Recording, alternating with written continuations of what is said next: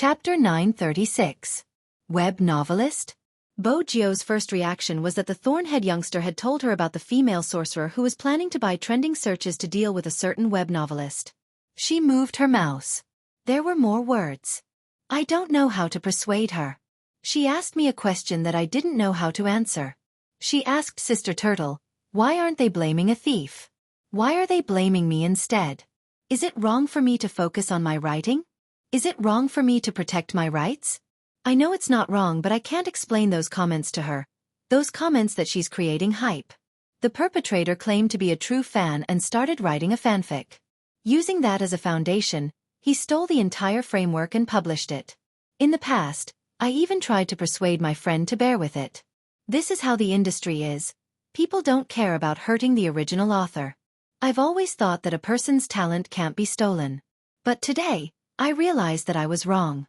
I didn't protect her well. I know how much she loves this industry. But because she loves it so much, she doesn't understand. Why is that? She isn't afraid of being copied or how shameless the perpetrator is. She is afraid that one day, the industry will support copyright infringement. What about the people who want to write well? What should they do? They deserve to be stolen. Why should they remain silent? When she asked this question, she lowered her head and muttered to herself, "No one cares." Yes, no one cares. Bo Jio arched a brow at the last sentence. Her fingers moved slightly. The last time she saw these words, it was at the Fifth Avenue. The person who liked to lie on top of her had left her a letter with bloodstains. Jio, do you know that no one cares about the victims? They would say, look, she's so well developed, it's no wonder she's targeted. Perhaps, there's something wrong with her. They wouldn't say that the bastard deserved it. Joe, why is the world like this? I ask myself every day until midnight. I sit up and stare blankly outside. I'm afraid to make a sound because the moment I say it, the person who helped the bastard will appear. They will say that it's your problem. No one cares that you're already covered in blood when you make a sound. Yes, no one cares. Bo Jio shut her eyes and opened them again. It was as if he could still see the last sentence before his eyes. I'm so happy that there's still someone in this world who cares. Jio, no, Z, you mustn't become completely black in the future. Bo Jio tightened her fingers. When she looked at the screen again, her gaze had changed. Her typing speed was very fast, and a few words were typed out. Unfortunately, the person on the other side of the computer wasn't there. The sky outside the window had already begun to brighten. Bo Jio stood up. When she walked out of the basement, there was only a USB in her hand. It seemed like he should make a trip to school. He wanted to see what was going on with Li Shui. As for the Almighty's gift, she would personally give it to him. Bo Jio lifted her lids and glanced at the clock hanging in the living room. Seeing that she wouldn't be able to sleep for another hour, she found a sofa to sleep. When the sun truly rose. When Chen Xiaodong came out of his room, he saw the young master in his school uniform sitting on the sofa yawning. Chen Xiaodong was stunned. Young master, aren't you training today? Training, go down. Bo Jio stood up, casually taking a piece of bread and placing it in her mouth. Then she lifted her slanted school bag and swung it behind her, looking very handsome from head to toe. When Chen Xiaodong saw his young master's attire, he couldn't even be bothered to eat breakfast. He hurriedly followed her out of the house. Ever since the regional competition, Bo Jio rarely appeared in school.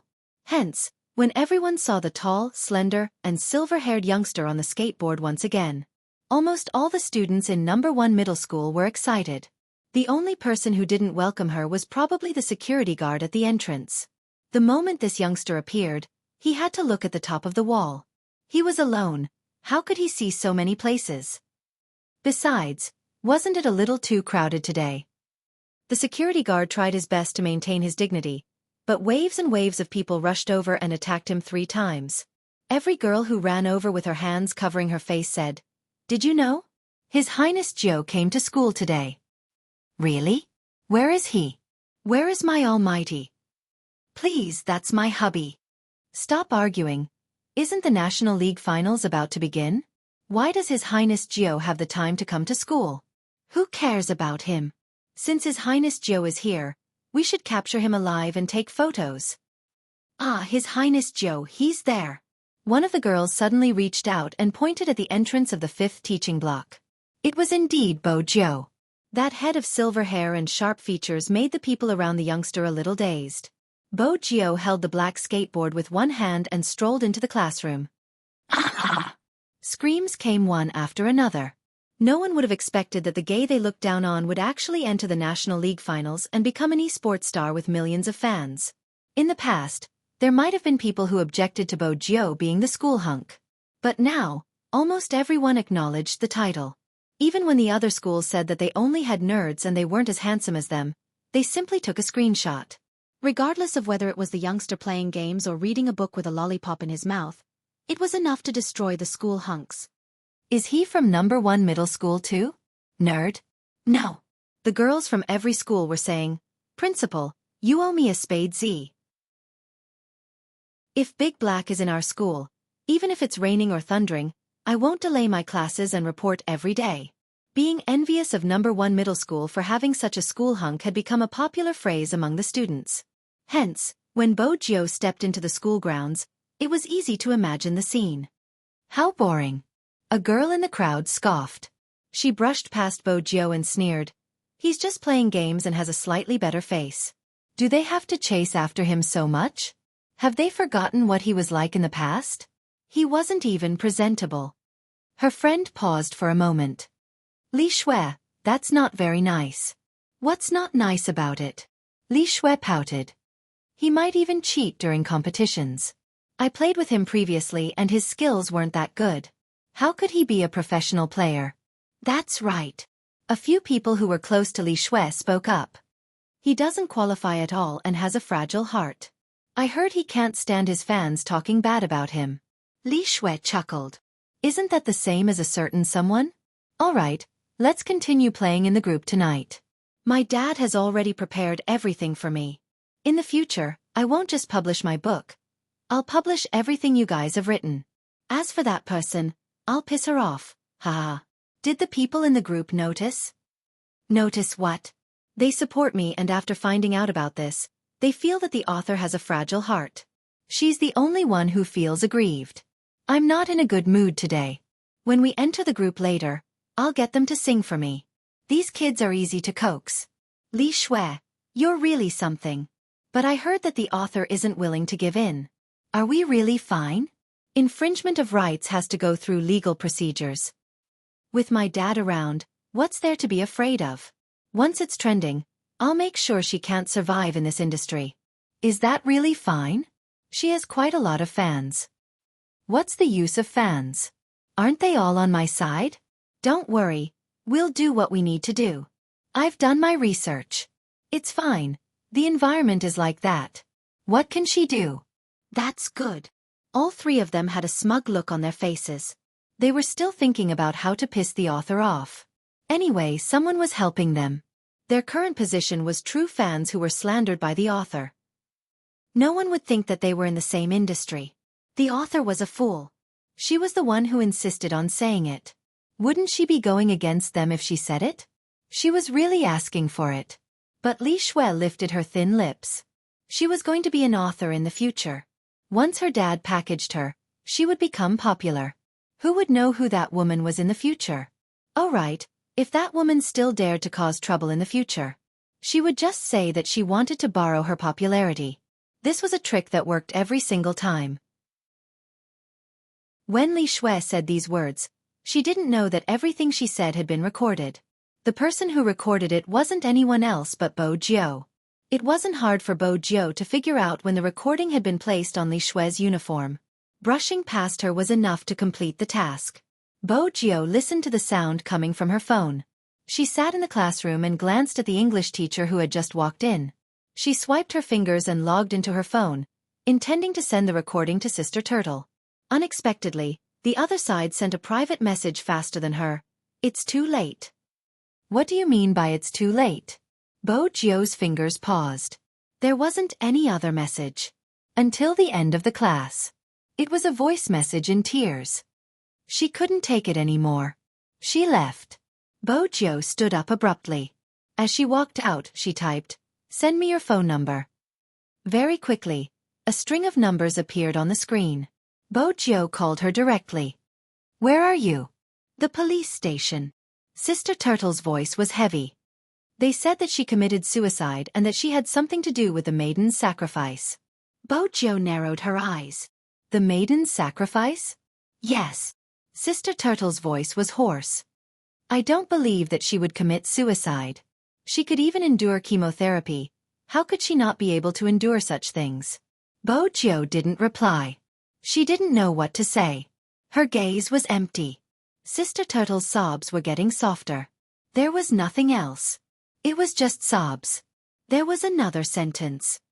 I don't believe that she would choose such a method to end everything. Why? Why did this happen?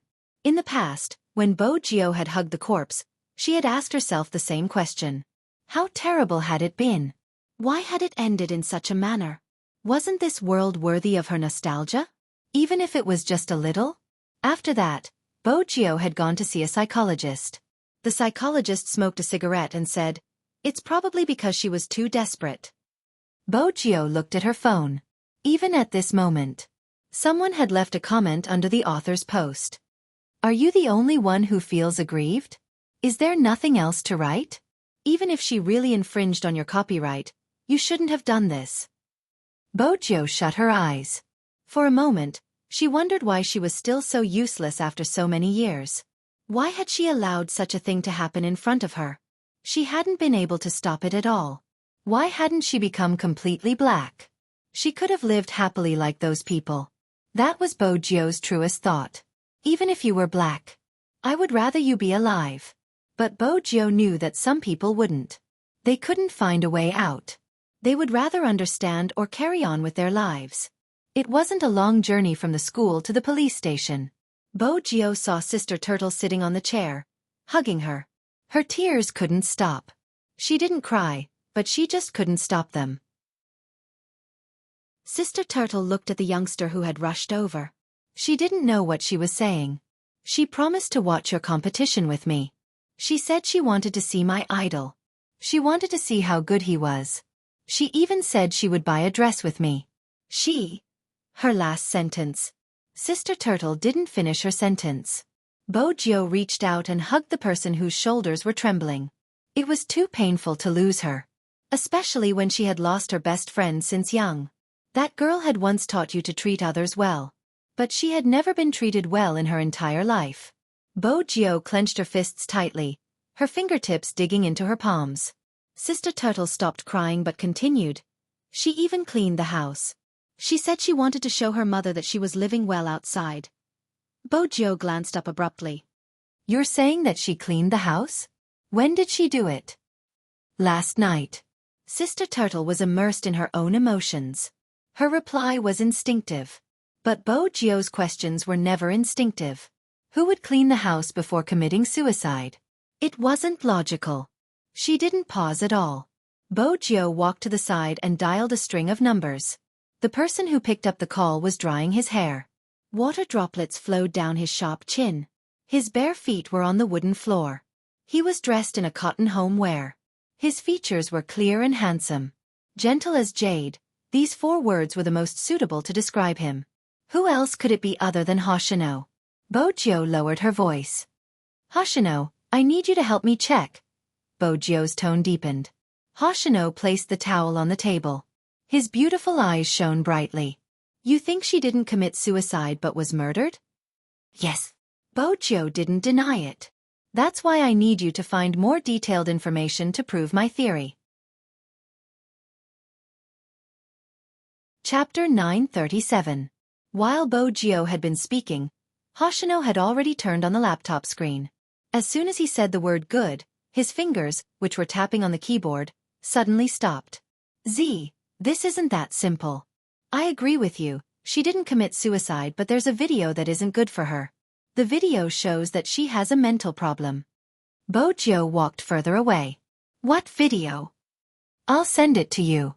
As Hoshino spoke, he glanced at the comment below and added, Do you have something in your hands now? Mate, Bojo replied. The recording of the perpetrator. Don't send it. Hoshino's voice softened. Bojo frowned. What did you find out? The perpetrator wants everyone to think that it was a suicide because the author couldn't stand the copyright infringement and chose to end her life in such a manner. Hoshino placed the mouse down and glanced up. The perpetrator recorded her actions before her death. Their motive is clear. If you send the evidence, the perpetrator will escape. If you don't send the evidence, she will still be in pain until her death because the person who destroyed her faith and stole from her is still on the loose. Hoshino glanced at the drifting clouds outside the window. Someone just wants to shut your mouth. Z, what are you going to do? I won't let either of them off. In that instant, Bo Jio's gaze was dark and extremely cold. Hoshino chuckled and reached out to tap the mouse. All right, there's a problem with the video. It isn't because of the production but because of the unusual reaction of the victim. Someone said that her reaction proved that she had lost her mind. After entering the elevator, she pressed the floor she was on. Then, she suddenly changed and pressed the number 2. She peeked out and glanced out of the elevator with wariness in her eyes. She did this twice as though she was checking for safety. After that, she returned to the elevator and disappeared from the surveillance. When she reappeared, she was sitting in front of her computer. After reading the comments that supported the perpetrator, she hugged herself in depression. Then, she seemed to really want to commit suicide. She picked up a bottle of medicine and drank at least 5 pills with her back facing the computer. Finally, she looked into the camera with a pained expression. The video ended at this point. There's one thing worth noting. No one would call their mother before committing suicide. But this person did. Even though she didn't speak much and wasn't in a good mood, it didn't seem like something a suicidal person would do. Of course, she could have been forcing herself. Then, she fell asleep and slept until the video was released and the corpse was discovered. Bo Jio's eyes dimmed. You're saying that the video was released before the corpse was discovered? Yes. Hoshino hit the enter key. She first posted a message on the internet and then started the live broadcast. When the police found her, it was already too late. Hence, to prove that she didn't commit suicide, we have to solve this mystery. Since she didn't commit suicide, why was there a live broadcast? With that, Hoshino stood up. We need that person to explain. She has to analyze the victim's actions and find a logical explanation. Bo Jio glanced up. Hoshino walked to the window and said the name that both of them thought of. Chin Mo. After Hoshino finished speaking, Bo Jio paused. Bo Jio paused for a moment, not because of anything else, but because of the tall figure that appeared in front of her. The man was wearing a black trench coat with a white shirt underneath. His slender fingers held a slender cigarette as he looked at her. This kind of attire only made him look more elegant and handsome. The Almighty! Bo Jio's eyes lit up. Chin Mo walked over, reaching out to pat her head. Who are you calling? He probably hadn't heard the contents of her conversation. A friend, Bo Jio replied as she listened to the busy tone. Hoshino hung up just in time. Chin Mo glanced at the youngster's hand. It was an anonymous number. Bo Jio didn't want the Almighty to be interested in her conversation. Hence, she went straight to the point. Brother Mo, I have a video for you to watch. With that, she tapped on her phone. When she searched, she realized that the video had been blocked. It was a normal measure to maintain order. Such a video wasn't suitable to stay online for long. If you're referring to the video regarding the online writer, I've seen it. Chin Mo lifted her chin, his deep gaze looking into her eyes.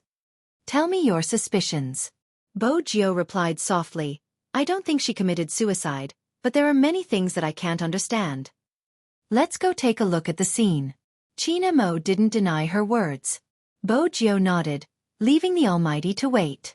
She walked over to speak to Sister Turtle before returning to Chin Mo's side. Let's go. Chin Mo glanced at her. It seems like you already knew about it. Why didn't you call me? It wasn't an easy question for Bo Jio to answer. Chin Mo didn't continue asking because 3 people were walking over from the side. Bo Jio recognized one of them. It was Li Shui, the one who had infringed on her copyright. With such a huge incident, the police would definitely ask her to come over to give a statement. But before they reached the station, Li Shui couldn't help but complain. What is going on? She has a fragile heart and yet, she wants me to suffer as well. The policeman wasn't a hot-blooded person. He couldn't take it anymore and turned to glance at her. You had a conflict online and you infringed on her copyright. She isn't fragile, right? Uncle, don't spout nonsense. Li Shui raised her eyebrows. All I did was create a fan group and write some fanfiction. I used to like her book quite a lot. She, as an author, has wronged me like this. I haven't even had the chance to complain about it. It's as if she's the only one who's wronged. But after the incident last time, I've already given up on the book. The person beside Li Shui laughed. Sir, we are here to solve the problem. It isn't good to be so harsh. There are many plots in this industry. It's just a joke. It isn't an infringement. As for my client's fan group, it isn't against the law, right? At the end of the day, the victim's mental fortitude was too weak. She should have gone to see a doctor if she had mental problems. Why did she end up losing her life? That's right. Li Shui wasn't wrong. The book she had imitated was selling well. It wouldn't be long before it would be released into a movie. She wasn't happy about this. Her fans are brainless. They keep finding trouble with me. I wasn't the one who asked her to die. You police should take care of them and stop them from slandering me. Bo Jiu clenched her fists as she listened to them. She clenched her fists until her palms were red. Only then could she control the violence in her heart. The evidence in her hands was enough to make this person pay the price. But now wasn't the time. Because she knew very well what kind of comments there were on the internet. The victim was dead. The people were still talking. She really has a weak mental fortitude. It's better for someone with a fragile heart to stop writing novels. I saw Li Shui's novel. It's good. Even though it looks similar, aren't all plots like this? I was going to get her to apologize to Great Master Li Shui. She's so annoying. Now, she's finally quiet. I've seen the video. She's just a mentally ill person. Normal people wouldn't behave like her. Bo Jiu had always believed that the dead were the most important, especially those who had died unfairly. But it was obvious that some people didn't think the same. That person was no longer around. The comments that left her with cuts and bruises wouldn't stop. Hence, he couldn't allow her to leave with such an ambiguous ending. Bo Jiu was probably clenching her fists too tightly. Qin Mo's hand landed on her wrist. He pulled her up, his voice calm. Open up. Bo Jiu paused, looking at the Almighty. Qin Mo seemed to be at his wit's end. He suddenly leaned forward, planting a kiss on her fist. This time, Bo Jiu opened up. It was a natural reaction. She hadn't expected such a move from the Almighty. Qin Mo watched the red marks on her palm. His eyes dimmed. I didn't know you had such masochistic tendencies. I just used a little more force. Bo Jiu was embarrassed. She found an excuse. I'm probably too good at fighting and can't control my strength. Do you know that person? Qin Mo tapped the youngster's palm. Bo Jiu shrunk in pain. Which one? The one who spoke. Qin Mo held the youngster's hand, holding it in his hand. Bo Jiu reluctantly allowed herself to be held by the Almighty. Mate. She didn't speak much. It wasn't like her usual self. Qin Mo glanced over, combining what he had heard and his understanding of a certain someone. You have evidence of this person. It wasn't a question. Bo Jiu paused before asking, how did you know? I can tell. Qin Mo glanced at her, his gaze unwavering as he walked forward. Why didn't you post it? Bo Jiu puffed up her cheeks. I can't post it. Seems like you're abiding by the law now. Qin Mo couldn't help pinching the youngster. Bo Jiu was dumbfounded. Don't worry. Qin Mo's gaze deepened. I'll let you post it. Anyone who does it will receive the punishment they deserve. Bo Jiu had always known that the Almighty was different. Regardless of how things changed around him. He was like the brightest star in the sky, untainted by any dust. Qin Mo paused in front of the Hummer. Shouldn't you do something to make me happy? Bo Jiu understood. She smiled devilishly and leaned forward, wanting to kiss the Almighty. Unexpectedly, the Almighty pressed her head down. His brows slightly furrowed. You want to kiss me? What else? Bo Jiu arched a brow. Present, Qin Mo reminded her faintly. So that was the reason. How awkward. She thought the Almighty wanted her to kiss him. If you really want to kiss me, you can kiss me too. Qin Mo lifted his lips into a smile. It was obvious that he knew what she was thinking. This time, Bo Jiu didn't fall for the trap. She reached into her pocket and took out a USB. That USB flash drive was obviously not an ordinary USB flash drive. It wasn't just the material but also the appearance. The word 9 was engraved on the silver surface. Pushing it to the side, it was an electronic cigarette lighter. This wasn't the only USB Bo Jiu had given him. In fact, as early as when she was young, the night before she left with her father, she had placed a USB drive like this on his cabinet. Now that she thought about it, the Almighty probably hadn't discovered it. Or perhaps he had, but he had forgotten about it. Is it for me? Qin Mo asked. Bo Jiu wanted to tell him how to use it. Qin Mo moved his hand to the side. Why?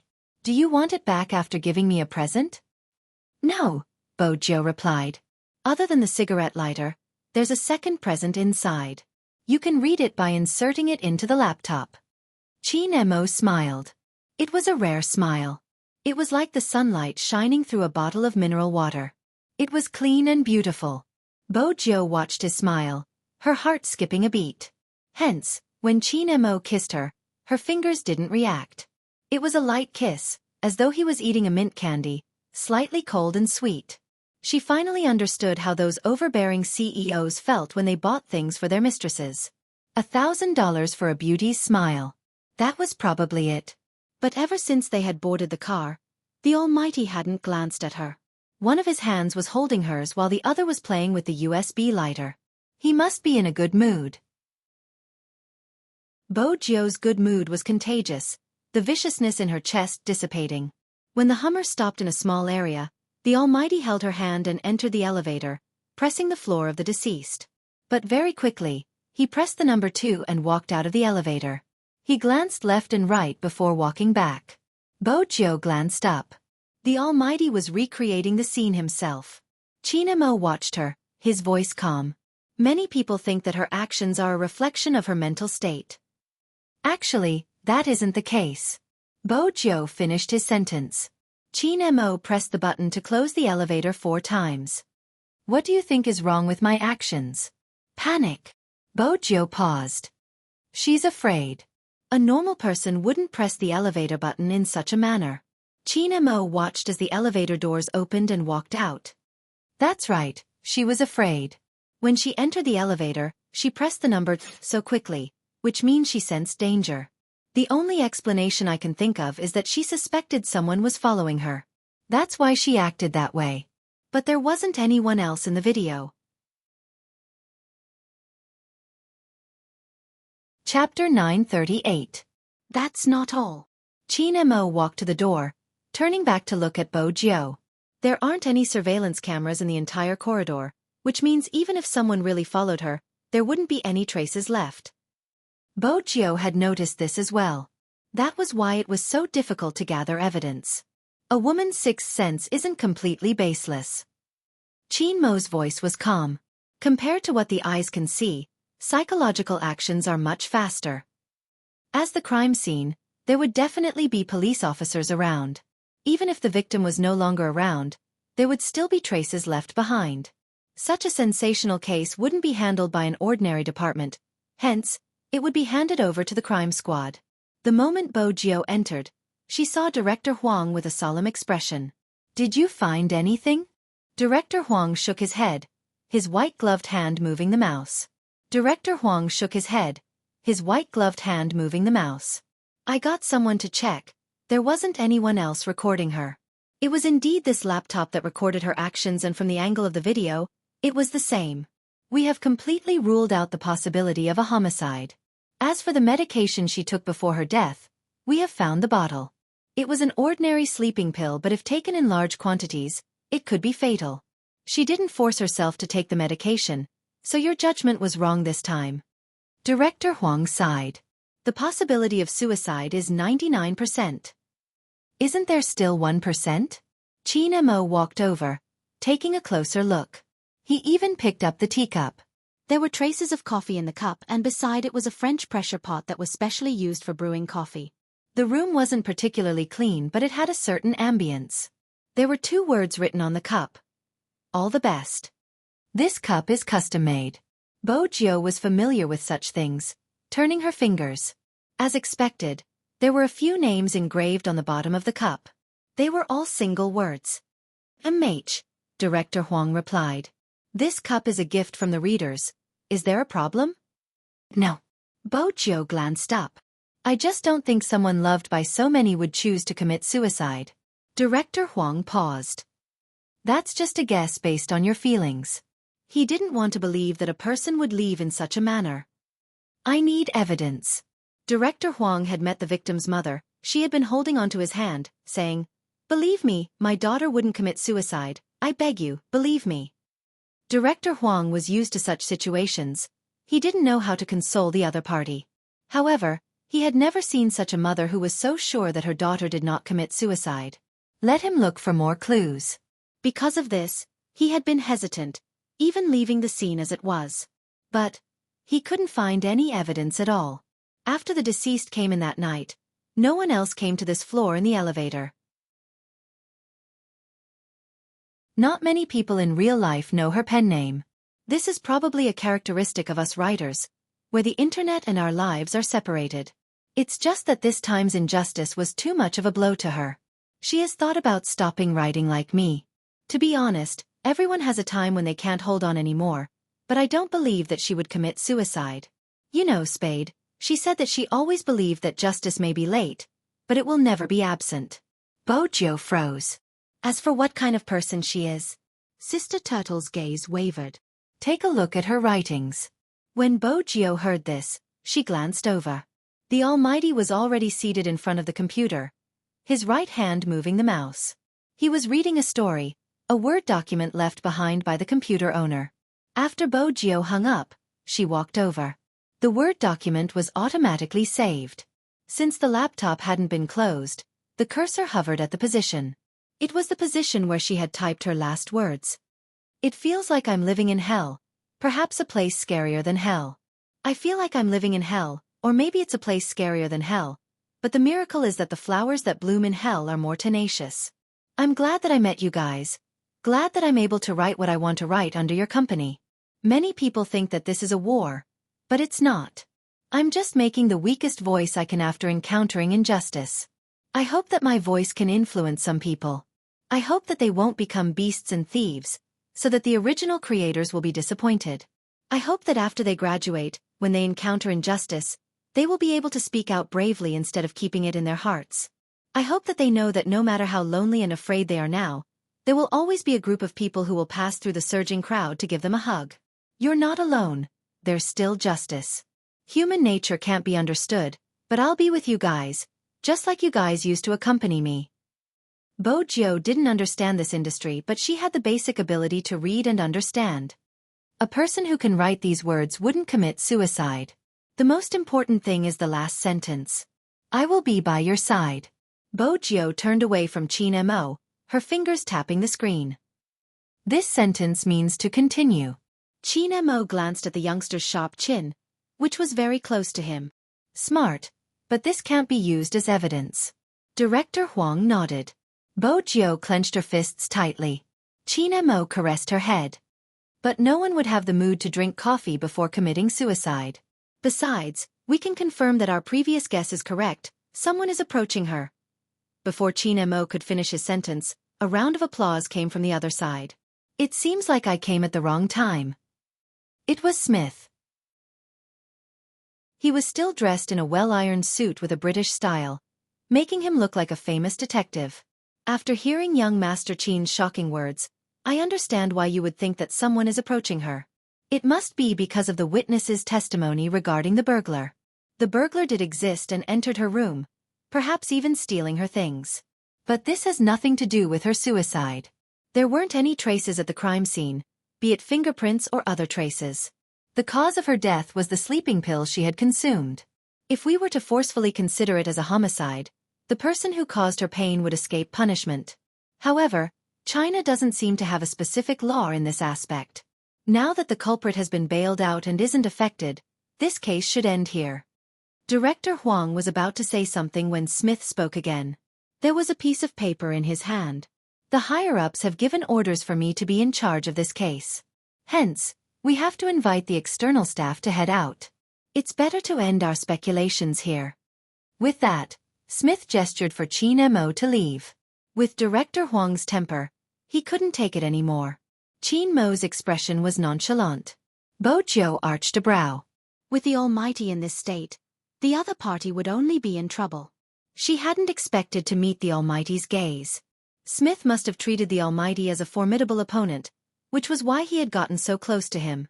He was trying to create a tit for tat. But he hadn't noticed the Almighty's gaze. To a certain extent they had a telepathic connection.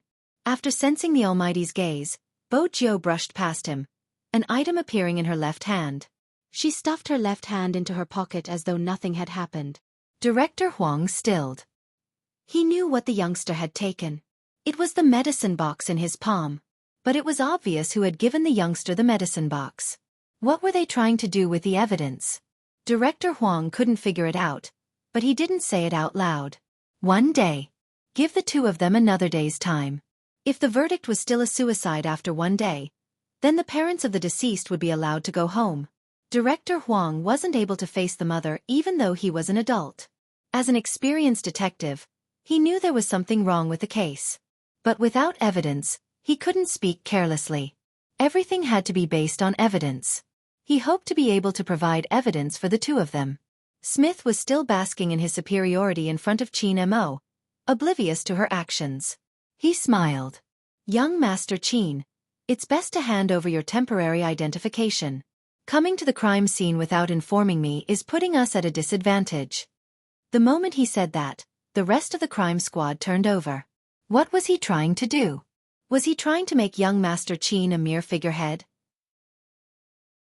Director Huang's face darkened, turning ugly. Since I'm in charge, I can't be careless. Young Master Qin, I'm sorry. This time, Qin Mo didn't bother looking at him. Swoosh. Something seemed to have brushed past his face, stabbing into the wooden table behind him. It pierced into the wood. He couldn't help trembling. Qin Mo wasn't affected, bringing the youngster out of the apartment. Director Huang gritted his teeth in anger. Was Smith here to harm him? It hadn't been easy for him to become a member of the crime squad.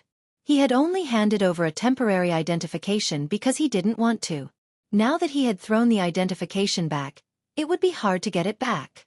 Smith, if he wasn't stupid, then there was something wrong with him. Director Huang's eyes dimmed. Could it be him? The spy who had been discovered when Qin Mo had approached the drug dealer? He couldn't be sure, hence, he had to observe. Smith didn't seem to be acting strangely. At this moment, Bo Jiu and Qin Mo got into the car. Bo Jiu opened her palm. It was a bottle of medicine, evidence from the crime scene. You suspect there's something wrong with the medicine? Bo Jiu asked Qin Mo. Qin Mo pressed his fingers on her wound. When she wasn't hurting anymore, he replied, "It's fine, it seems like it's healed." What a shocking recovery speed. Bo Jiu muttered softly, as the overbearing sugar daddy, how can he be defeated by such a small injury? What did you say? Qin Mo arched a brow. Bo Jiu cleared her throat, smiling devilishly. Nothing. The Almighty's ears were really sharp. Is that so? Qin Mo asked slowly. Why did I hear the words sugar daddy? Bo Jiu replied seriously, you heard wrongly. Qin Mo glanced at her nonchalantly, especially when she looked so serious.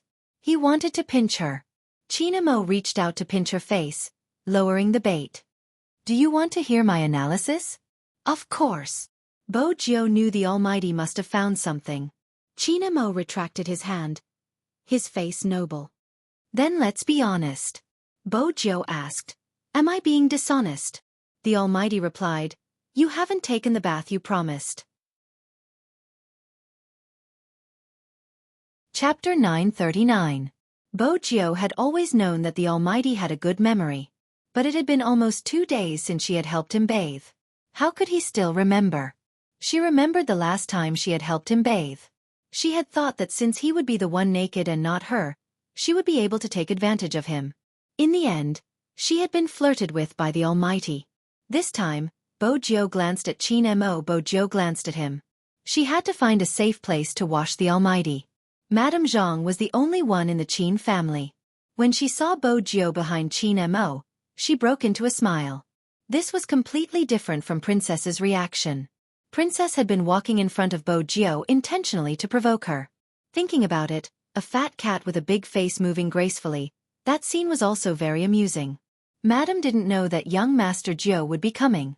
Otherwise, she wouldn't have gone shopping. But she is meeting Madame He. Madame Zhang looked at Bo Jiu with a bright smile. The two of them want to buy some merchandise and dress up as Supreme Alliance fans. They will be watching your competition with young Master. Bo Jiu smiled. Her Madame He and Movie Queen and were developing rapidly. That was good. Movie Queen and could bring Madame He around and make more friends. Even if she wasn't in Jiang City, she wouldn't be lonely. Madame Zhang was still at the side.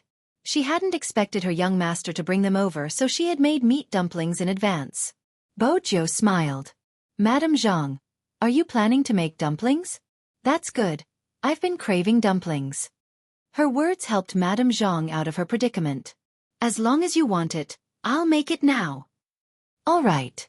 Bo Jiu pulled Princess over, intending to sit down and wait for the delicacy. At the same time, she could get some information from the Almighty. Qin Mo had already taken off his trench coat. His white shirt had a different feel to it. His collar was loosened, and his black hair wasn't as neat as when he was outside. It was a little messy, but it made his face look even more distinct. He walked over and held her wrist, his expression elegant. Aren't you going to make dumplings yourself if you want to eat? Make dumplings? Did the Almighty think she was an all-rounder? Other than instant noodles, she didn't know anything else. She could cook steak, but that was all. Make dumplings? I don't know, Bo Jiu replied seriously. I'm a terrible cook. Qin Mo gave her a look that seemed to say, what do you know? His aloofness made people feel a little unconvinced. She still knew how to play games.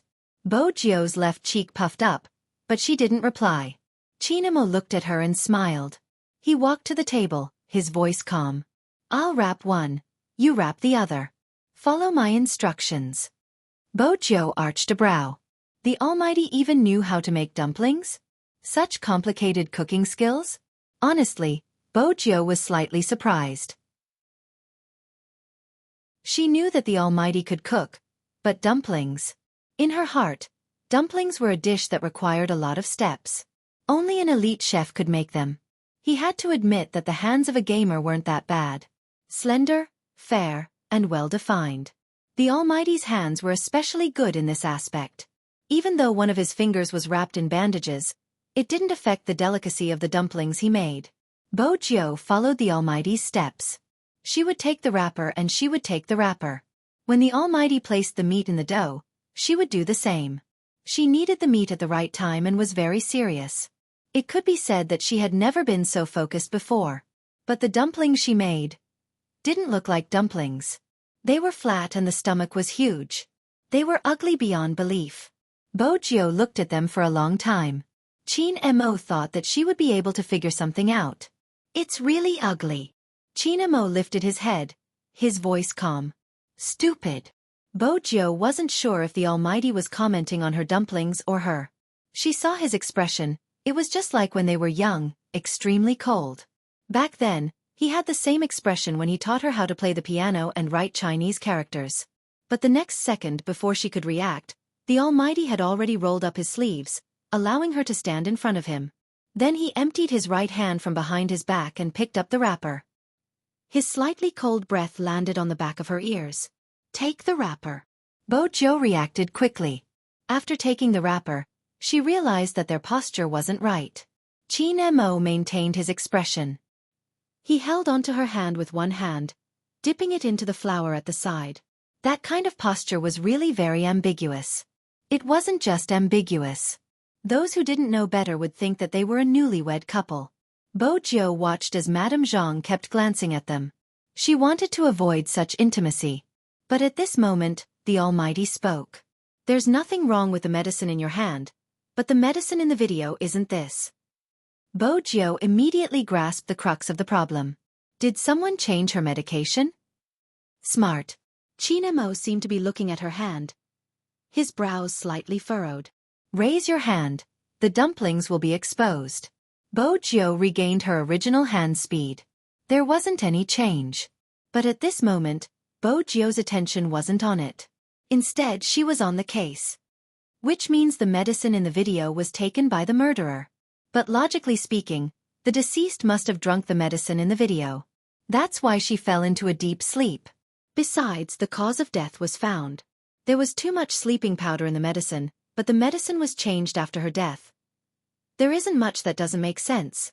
Qin Mo lowered his body, starting to teach her how to knead.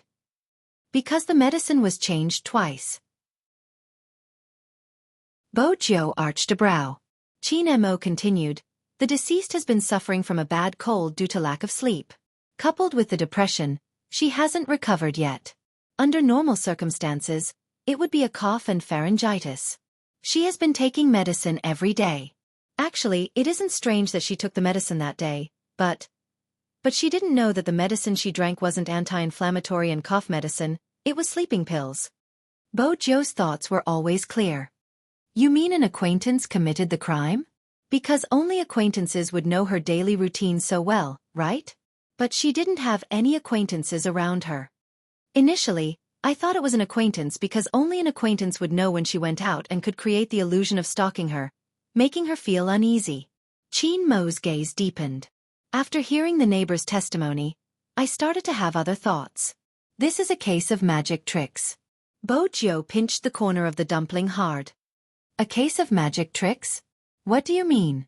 Have you seen magic thieves? Qin Mo furrowed his brows again. His elegant face was filled with a strong sense of abstinence because of this action. Why was the makeup still so ugly? Bo Jiu was rather satisfied since the dumpling could stand up. But when she caught the Almighty's gaze, she took a second look at the dumpling in her hands and the one he had wrapped. Beauty and ugliness were instantly revealed. In order to prevent the Almighty from making her wrap it again, Bo Jiu placed the dumpling down and picked up the second one. Of course I have. She paused. The closer you are, the easier it is to be distracted. Magic tricks rely on distraction to complete the miracle. There's more. The first magic trick these people did wasn't random. It was a chosen one. It was the same for the victim this time. The murderer had chosen her from the start and got to know her bit by bit. After getting to know her habits, he started to make his move. That way, a well-planned murder turned into a suicide that would become a hot topic. Bo Jiu's breath brushed past her ears. That's right. Bo Jiu nodded. Madame Zhang hadn't wanted to disturb her young master and young Master Jiu since they were so close. But when she heard the word suicide, she couldn't take it anymore. Young master, are you referring to the news on the internet today? No, it's a pity for the girl. I heard she was still young and yet, she's gone just like that. Her family must be devastated. The most infuriating thing is the comments from passers-by. They even said she was trying to get famous. Where did they say that? Bo Jiu asked. Madame Zhang wiped her hands, pulling out a phone from her apron. It's all here, I was just looking at it. Bo Jiu took Madame Zhang's phone. It was a forum that had been created by the fans of the deceased. Yet, a bunch of analytical emperors had appeared. If you want to commit suicide, just commit suicide. Why did you have to let everyone see it? I feel that she just wanted people to notice her. That's why she created such a video. After her death, the topic would naturally become a hot topic. I don't mean to disrespect her, but the truth is that she did it. Her popularity has increased and the statistics are there. Also, her fans are interesting. Didn't they just write about her? Didn't they just write similar articles? They just won't let go. Anyway, as a passerby, I just want to give you 2 words. Hee hee. After Bo Jiu finished reading the comment, she clicked on the profile picture.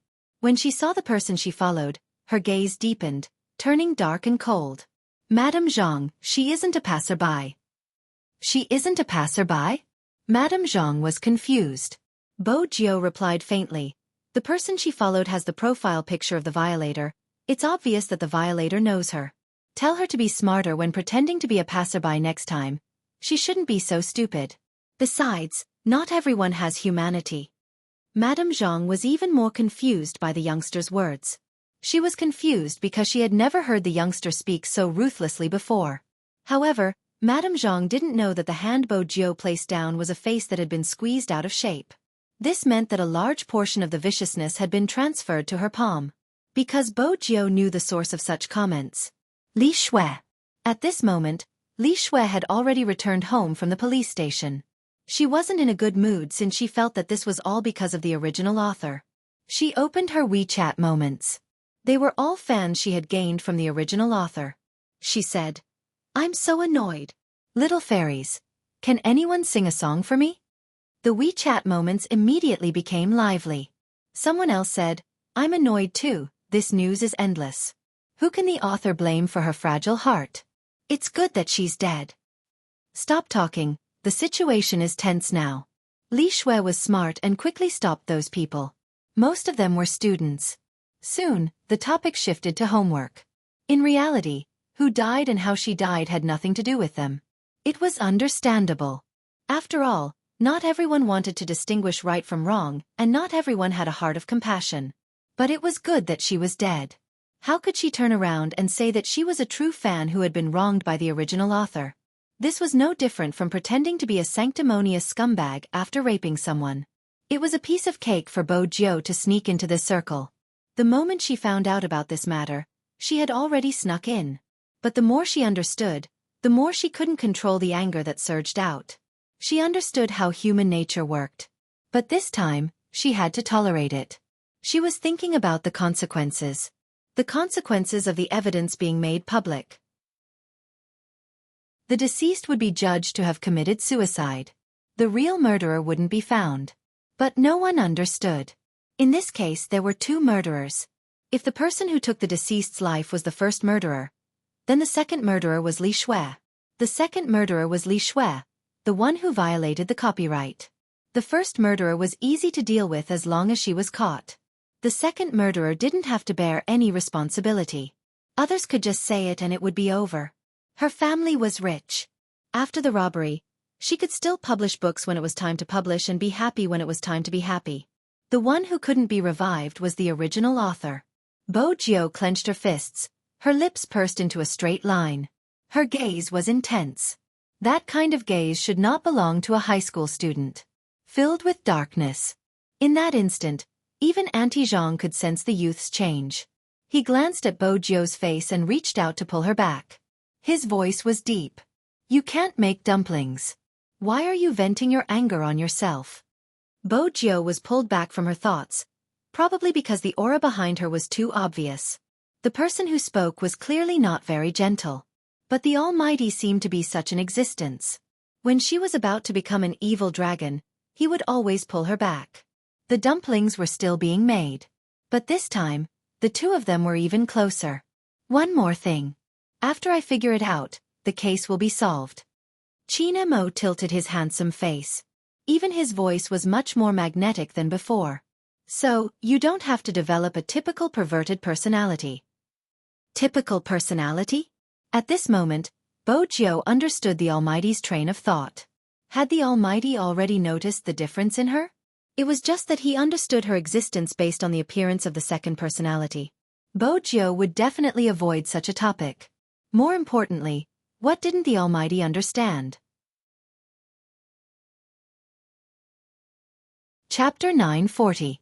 Perhaps there isn't anyone here. Bo Jiu's gaze changed. She walked out of his embrace, her face filled with energy. Her expression was completely different. "Brother Mo, where is your notebook?" Qin Mo watched as the youngster walked up. It was obvious that she would be able to find it even if he didn't ask. Qin Mo's mood lightened up. After all, it meant that she was familiar with his place. According to her habits, she would only be familiar with things that made her feel at ease. Bo Jiu was indeed familiar with it since she had climbed over walls before. Princess kept following behind Bo Jiu. In Princess's heart, this odd-looking youngster liked his master's things a lot. His master was even weirder. After this youngster touched his master's things, he didn't seem angry at all. Instead, he seemed rather happy. Unlike him, every time he stretched out his claws to touch his master's teacup, a cold glare from his master would pierce through him. Was this the difference between being a cat and a human? Princess was indignant. He started to bite the youngster's pants. If you are so capable, turn into a cat too. Let's fight. This time, Bojiu ignored him. Usually, she would have used force to suppress him. She dragged the cat into the bedroom and opened the laptop on the study table. She turned it on, entered the password and entered the computer page. At this moment, Qin Mo walked over. He reached out and pinched Princess, throwing him onto the sofa at the side with a cold expression. After a meow, Princess calmed down immediately. Even though his master was usually gentle to him, he would still be anxious when he went missing. But when it came to disciplining him, his master's methods were even more tragic than that youngster's. From now on, he would just be a quiet cat. The crisp sound of the keyboard was like a rhythmic beat. Bojiu's fingers were fast. Since she knew the password, it was easier for her to operate. Qin Mo watched as the chat boxes kept popping up on the screen. He arched a brow. There was an image on the screen. It was an image of an internet cafe. He could clearly see someone sitting there eating instant noodles. He didn't forget to use one hand to type. He was a typical internet addict. It could be said that the man's every move was recorded. He didn't even notice that the camera of the computer he was operating had been switched on. He was still shouting at the other person. I'm asking you, are you convinced? If not, let daddy beat you up again. Did he have the same hobby as a certain someone, asking others to call him daddy? Or were all high school students like this?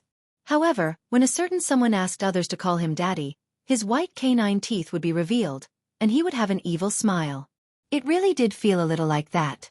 Qin Mo arched a brow. It was rather interesting. Chapter 941. She didn't have to say who she was. Ever since the first case came out, this person had been carrying out a massacre. And using such a method, luring people to commit suicide, creating a corresponding environment on the internet.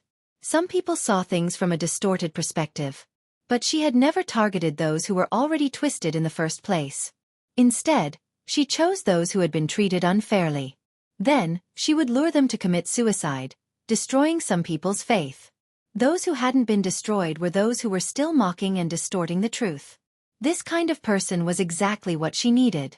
After all, raising a devil that destroyed morals and order, she needed such people to break the bottom line.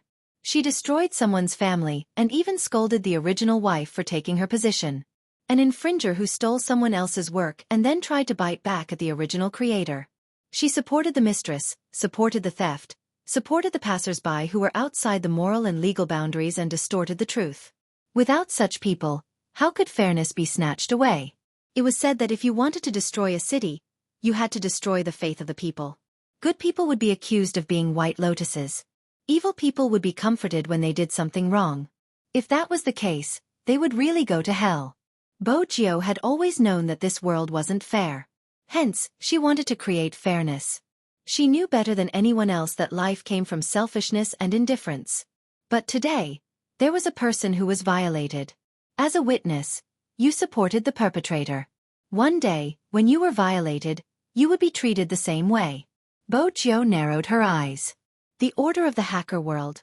It protected the true identity of every hacker and at the same time, it wouldn't harm anyone's life. This was the principle. It was obvious that the person who impersonated her was just enjoying the massacre. Such a person used her name to do things. Did she ask for her opinion? This is the second person in the maiden's sacrifice, Qin Mo said. Qin Mo's voice rang out. His side profile was still elegant and handsome. But the sacrifice wasn't within her control. She changed the luring from suicide to murder. But in order for the maiden's sacrifice to affect others, the main character of the maiden's sacrifice had to commit suicide. That was why there was that video in the fake suicide scene. Perhaps this isn't the only video. How many people are waiting for the continuation of the maiden's sacrifice is still unknown. Take the student from No. 1 middle school for example. All her experiences were recorded by someone. It should be the same this time. Somewhere on the internet, there must be someone doing a live broadcast of this. Bojiu couldn't help but be impressed by the Almighty's thinking ability. The other party must have covered up the traces of the network invasion. I will need some time to investigate. If I can't find the medicine, I can only start from this. As long as I can prove that the suicide was intentional, she wouldn't leave with the word suicide. Perhaps to others, it doesn't matter how she died, but to those who liked her, it was important how she left. Such a strong person, even when she was in extreme pain, she was still fighting against the devil of illness. Even at the end of her life, she was still telling those who loved her to turn their hearts towards the light. Just like that person who liked to lean on her shoulder. Just like that person who smiled brightly at her. Just like that person who kept telling her, "Z, don't turn completely black." Such a person shouldn't be able to rest in peace with injustice. In order to let others know that it was an intentional murder, she had to find the place that recorded the actions. It had to be on the internet. Since it was on the internet, there had to be a way. Bo Jiu didn't pause, starting to search the internet again. Because the Almighty was beside her, it wasn't convenient to contact Hoshino. Hence, she didn't enter the hacker's internal forum to obtain information. Instead, she used the huge number of IP addresses to search for all the possible keywords. This time, her attack was different from the previous ones. Ferociously and swiftly, she broke through all the related forums, Tieba, QQ groups, as well as some small-scale websites. It was all for the sake of locating them. It took a long time. Especially when everyone was discussing the writer's suicide due to the pressure. It was even harder to find the location of the maiden's sacrifice. Qin Mo stood beside Bo Jiu, watching as the youngster's fingers moved down, moving the mouse continuously. He knew she was looking for something. But the way she was looking for something was too domineering. If such a person didn't have any principles, regardless of which country it was, it would be unimaginable. But Qin Mo knew very well that this person, whom he loved more and more, was domineering but never took the initiative to hurt others. Time passed quickly. Princess couldn't understand how his master could stand by the side and look at that youngster for more than an hour. Was that youngster as domineering and handsome as him? If he wanted to look, he should be looking at him. Qin Mo took the time to glance at Princess. Because of the naughtiness of cats, they would always bite on anything that looked like a thread. Princess was no exception. Qin Mo stood up, carried Princess and placed him outside the door. His actions were gentle, but the princess finally figured out something. Her master must have wanted to marry that boy with a strange aura to be her second master. Otherwise, why would she be chased out? Those two people must have wanted to do something bad that they didn't want her to see. Meow meow. Just as Princess lowered his big cat head and paced around with a solemn expression, Madame Zhang came up. Auntie Zhang came up and said, "Why did the princess come out?" Meow. "Someone is up to no good with his master. Hurry and save him." Madame Zhang walked past him and knocked on the door. To her surprise, it was her young master who opened the door. Usually, whenever young Master Jiu was around, young Master Jiu would be the one opening the door. "Young master, the dumplings are ready, let's go down and eat." Qin Mo replied calmly, "It's fine, I'll go down." "Eat in the bedroom?" Madame Zhang was shocked. This wasn't her young master's style. "Meech," Qin Mo replied, heading downstairs. There were many dumplings. Someone's dumplings were especially obvious after they came out of the pot. Qin Mo glanced at the exquisite round plate at the side, all of the dumplings that looked slightly ugly. Madame Zhang couldn't help but laugh when she saw this. Who would have thought that young master would one day choose such dumplings? It seemed like it didn't matter if the dumplings were exquisite or not. The important thing was who made them. When Qin Mo entered the room with 2 plates of dumplings, the silver-haired youngster's hands were still moving, faster than before. Many internet cafes were affected on the same day. They said that there was a problem with the operating system, which kept jumping randomly. Since there wasn't anything serious, no one paid attention to it. They just thought that there was something wrong with the computer. In reality, all of this happened because the youngster was searching for something.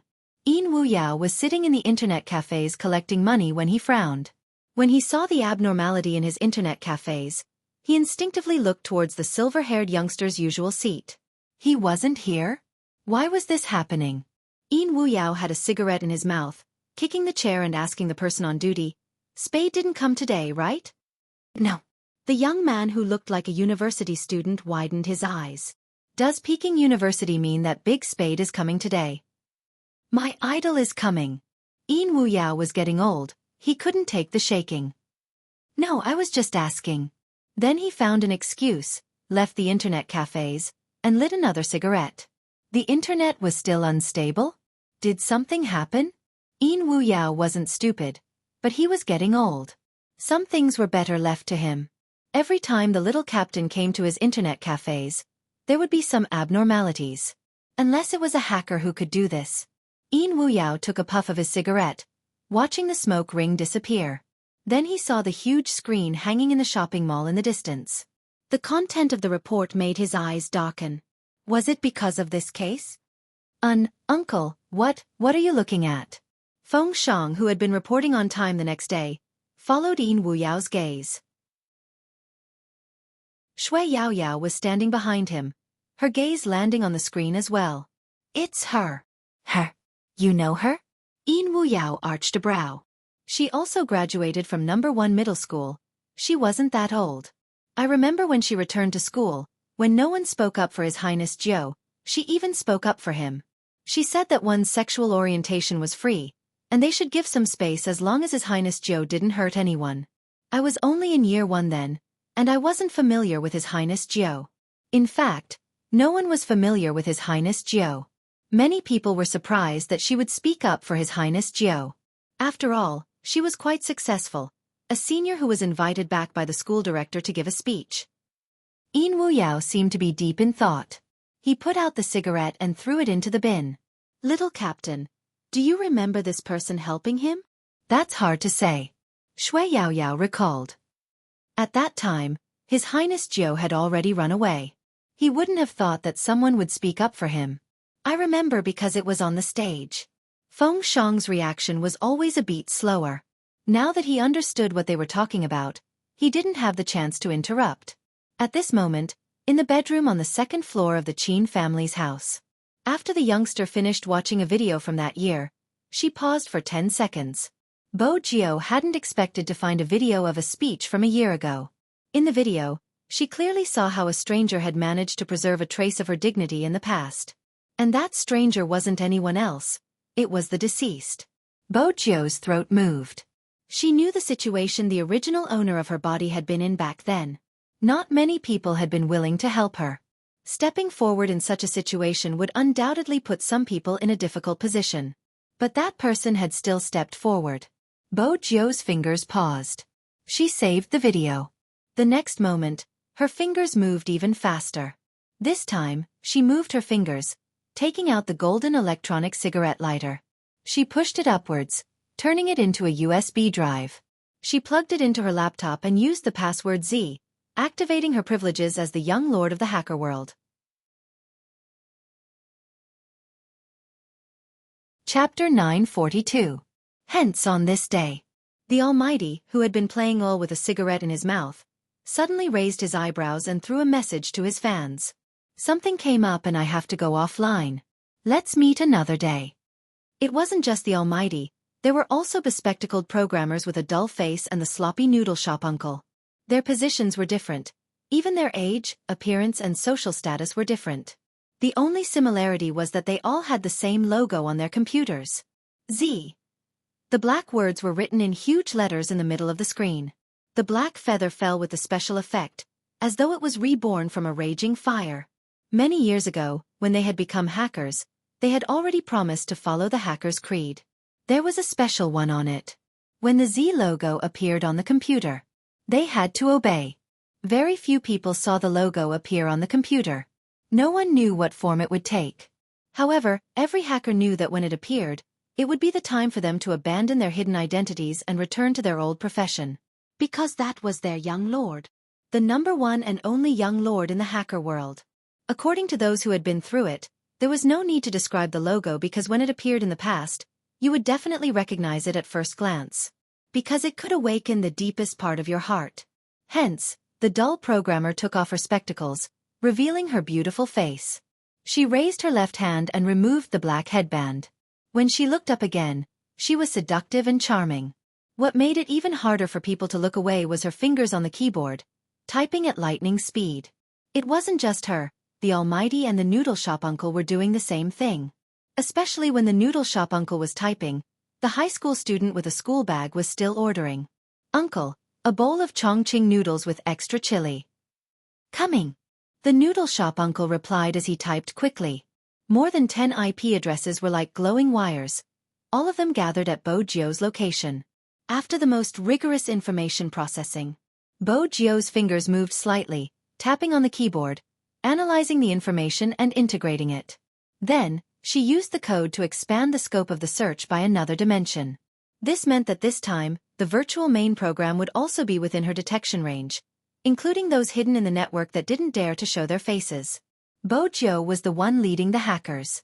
Therefore, when the host god saw that he had broken through the special firewall that could not be broken, he could not help but whistle. Cool. That was not all. Perhaps no one knew how fast the young master's hand speed was. After successfully escaping from the dense network, he went straight into the hinterland. It was so cool that it made every hacker's scalp go numb. This was their carnival. No one could understand it, but it was enough to make people's blood boil. The high school student who asked for noodles couldn't help but get up and knock on the cashier counter. Uncle, where's the noodles? The uncle didn't say anything, but the corners of his mouth seemed to curl into a smile. The high school student had never seen the uncle like this before. He wanted to ask again. He heard the noodle shop uncle spit out 2 words softly. K-O. K-O. The high school student frowned. He thought to himself, I asked you to cook noodles, but you're still playing games. That's not right, uncle. Just as the high school student was about to look at the computer page, the noodle shop uncle tapped his index finger lightly and pressed the spacebar. The noodle shop uncle tapped his index finger lightly and pressed the spacebar. When he raised his head again, he had already returned to his usual sloppy appearance. You want some Chongqing noodles with extra chili, right? Coming. You. The high school student swallowed the words he wanted to say. Forget it, he could still wait for a bowl of Chongqing noodles. The high school student was none other than the thorn-head youngster, the eldest brother of number 2 middle school. This was originally a noodle shop that was opened between number 1 middle school and number 2 middle school. He usually hung out with his father and really didn't pay attention to the specific news on the internet. When he sat down again, he raised his head and looked towards the small screen in the shop. He was completely stunned. His head was buzzing. It also said that the person suspected of having a dispute with the deceased had been eliminated as the deceased had committed suicide. What did it mean by someone suspected of having a dispute with the deceased? F***ck, he knew what kind of person that woman was. She stole something and was preparing to buy the hot search to bite back. Fortunately, the report also said that the fan support group of the deceased was looking for an insider. If there's such a person around you, she snatches the glory that others deserve, enjoys the attention that others' talents bring her, and maliciously slanders the original author. If you're in the know, we hope that you can provide us with the corresponding evidence. Although the adult has passed away, we'll help her defend her rights and fight a copyright infringement lawsuit. The thorn-head youngster rushed out of the noodle shop and snatched the phone from his lackey. Boss, what are you doing? My phone is out of battery. I'm using yours to get something. The thorn-head youngster wanted to prove that he was too stupid and slow to use these things. He opened WeChat, intending to tell everything he knew to his nemesis, the boss of number 1 middle school, Spade Z. In the Qin family's house, Bo Jio had already found the provocative web page. It was indeed well hidden. Even the registered address of the website was overseas. But those things didn't stop her invasion. Just as Qin Mo had expected, everyone here witnessed a silent massacre. From the moment the deceased had been infringed, the moment she appeared to be in pain, it had all been recorded in video form. Video after video, it was as if one could see that the man was utterly defeated by reality. It seemed as though such a person would attract the attention of the crowd. They waited for the deceased to commit suicide every day. But she was stubborn. After the last video of the deceased was uploaded, someone suggested committing suicide together. Because it was meaningless to live like this. Because it was meaningless to live like this. Bo Jio narrowed her eyes. This is her motive, she wants to cause a mass destruction. That's why the maiden's sacrifice came about. She had assumed that the Almighty would say something. Unexpectedly, the moment she opened her mouth, the Almighty fed her a dumpling that wasn't as hot anymore. The dumpling was delicious, the skin thin and the filling big. When she bit down, Bo Jio wanted to swallow her tongue along with it. Qin Mo had always liked to do things himself when it came to feeding someone. He picked up another dumpling, moved his thin lips over, and blew on it. Bo Jio's fingers paused. She watched his handsome and aloof side profile, his eyelashes fluttering when he lowered his lids to cool the dumplings. Her entire body felt warm and fuzzy. She still remembered when the Almighty and the others had first arrived. Grandparent had made dumplings and she had been called over. She hadn't known how to use chopsticks. She hadn't spent much time in China since she was born, so she had used a spoon to scoop. She loved dumplings, but no matter how she ate, she couldn't seem to do it properly. Unlike the doll beside her, who was well-mannered even when eating dumplings. In the end, he couldn't stand her stupidity. When she couldn't scoop up the dumpling, he used his chopsticks to pick one up, blew on it, and stuffed it into her mouth. He said coldly, "You're so stupid, it's a waste of your intelligent face." Sometimes, Bo Jio found it strange. These memories started to surface when she had confirmed that the Almighty was her childhood pet. It was something she couldn't forget. In reality, Bo Jio hadn't forgotten. But after she became Z, many things were destined to be treasured, hidden in the deepest part of her heart. Besides, he was Qin Mo, a criminal profiler. He caught people like her. The second dumpling was brought to her lips. Bo Jio opened her mouth instinctively. It looked very obedient. Qin Mo's lips lifted into a smile. The princess watched this scene from the side. She was extremely jealous. Although her master was very patient when he was feeding her, she was still very angry. But he had never been so gentle. Indeed. When he saw the youngster's mouth stain, he leaned over, his fingers brushing past. His deep gaze was hard to look away. They were sitting shoulder to shoulder. Because of Qin Mo's actions, they were very close. Even when she was eating the dumplings, Bo Jio could smell the Almighty's scent. The sun shone down. Just like that, Qin Mo fed the typing youngster a dumpling and ate another one himself. Both of them were good-looking and the scene was very pleasing to the eye. Madame Zhang, who was standing outside, didn't send anything else in. Bo Jio noticed the dumplings on the plate. Half of them were exquisitely wrapped and the other half were in different shapes. But the ones the Almighty fed her were all beautiful ones. The rest were all crooked and ended up in the Almighty's mouth. As for the dumplings that were out of place, it was obvious that she was the one who made them. Bo Jio's expression changed immediately. She watched as Qin Mo ate the fourth dumpling. "Is it delicious?" Usually at this moment, her close friend would say it was delicious to coax her overbearing CEO. But the Almighty never followed the script. "Are you asking for a lie?" Qin Mo's tone was calm as he picked another dumpling for her. "Bo Jio." She understood. The dumplings probably didn't taste good. In the future, if she really couldn't resist kidnapping the Almighty, she would cook instant noodles for him. This was the only culinary skill she had. While Bo Jio was deep in her thoughts, she didn't know that it wasn't because of the variety of dumplings on the plate. Instead, Qin Mo had placed all the dumplings she had made on his plate. It had nothing to do with the taste. It was because she was the one who had made the dumplings.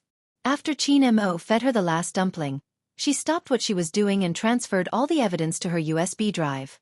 "Wait a minute." Qin Mo's long and slender fingers tapped the screen. "There's something wrong with this post." Bo Jio glanced over. Indeed, there was a problem. From the contents, it seemed to be a new memorial. "This is..." Qin Mo's gaze deepened. "The next victim." With that, he whipped out his phone and called Director Huang. "I need you to look for someone." "No, it isn't the witness this time. It is the next victim." "What did you say? The next victim?" Director Huang bolted upright from his seat. Qin Mo's tone was calm. He didn't explain much, just 5 words. "The maiden's sacrifice." These 5 words were enough for Director Huang to understand. But he never expected a case that had already passed to continue. A chill ran down Director Huang's spine. "What did you find?" "A lot." Director Huang frowned. "It's not easy." "Why not?" Qin Mo arched a brow. Director Huang tugged at his hair, his anger still raging. "Smith has already informed the media that the victim has committed suicide. If it's a serial killer case, the higher-ups wouldn't be able to publish such information." Qin Mo glanced at the youngster, his expression unchanging. There's a website that recorded the victim's actions for the past month, all the way until her death. That was the last video, and it can be confirmed that she didn't commit suicide. It was a premeditated murder. You can take a look at the video online. Even though it's a white medicine bottle, the one in the police's hands isn't the same as the one in the video because the size isn't the same. This proves that someone had swapped out the evidence before the police arrived. If it wasn't a murder, what evidence would they have swapped out? Or is it because you want to continue climbing up the ladder, so even if you know about it, you're just pretending to be oblivious? F***CK. Don't try to goad me. Director Huang slammed the table. I'm thinking about what to do. Qin Mo's voice reverted to its usual nonchalance. Hold a press conference and announce how she died. I don't need you to tell me, I know. A second ago, Director Huang was still cursing the rascal in his heart, but the next second, he broke into a smile. That way, the mother wouldn't have to suffer so much. Director Huang had seen some comments online. Li Shui's statement had been taken by the crime squad. When he heard Li Shui say, "This has nothing to do with her, she committed suicide because she couldn't take it." Director Huang finally understood why the mother had cried. The scary thing wasn't the internet, it was the humanity that had been destroyed in real life. Even when she saw the victim's mother, Li Shui still had a look on her face. Isn't it just an apology? I'll apologize. Your daughter is dead. Go cry for your daughter. What's the point of crying here? He couldn't forget the mother's gaze, the way she had looked at Li Shui, her eyes filled with hatred and despair. But there was nothing he could do. He looked at the mother, his fingers trembling as he asked, "Is there no other way? My daughter really wouldn't commit suicide. Is that how everyone thinks of her? What about the person just now? He didn't receive any punishment? Why did my daughter persevere for so long?" At that moment, he couldn't answer. It was as though his throat was being strangled. He didn't know how to tell a mother that her daughter had already committed suicide.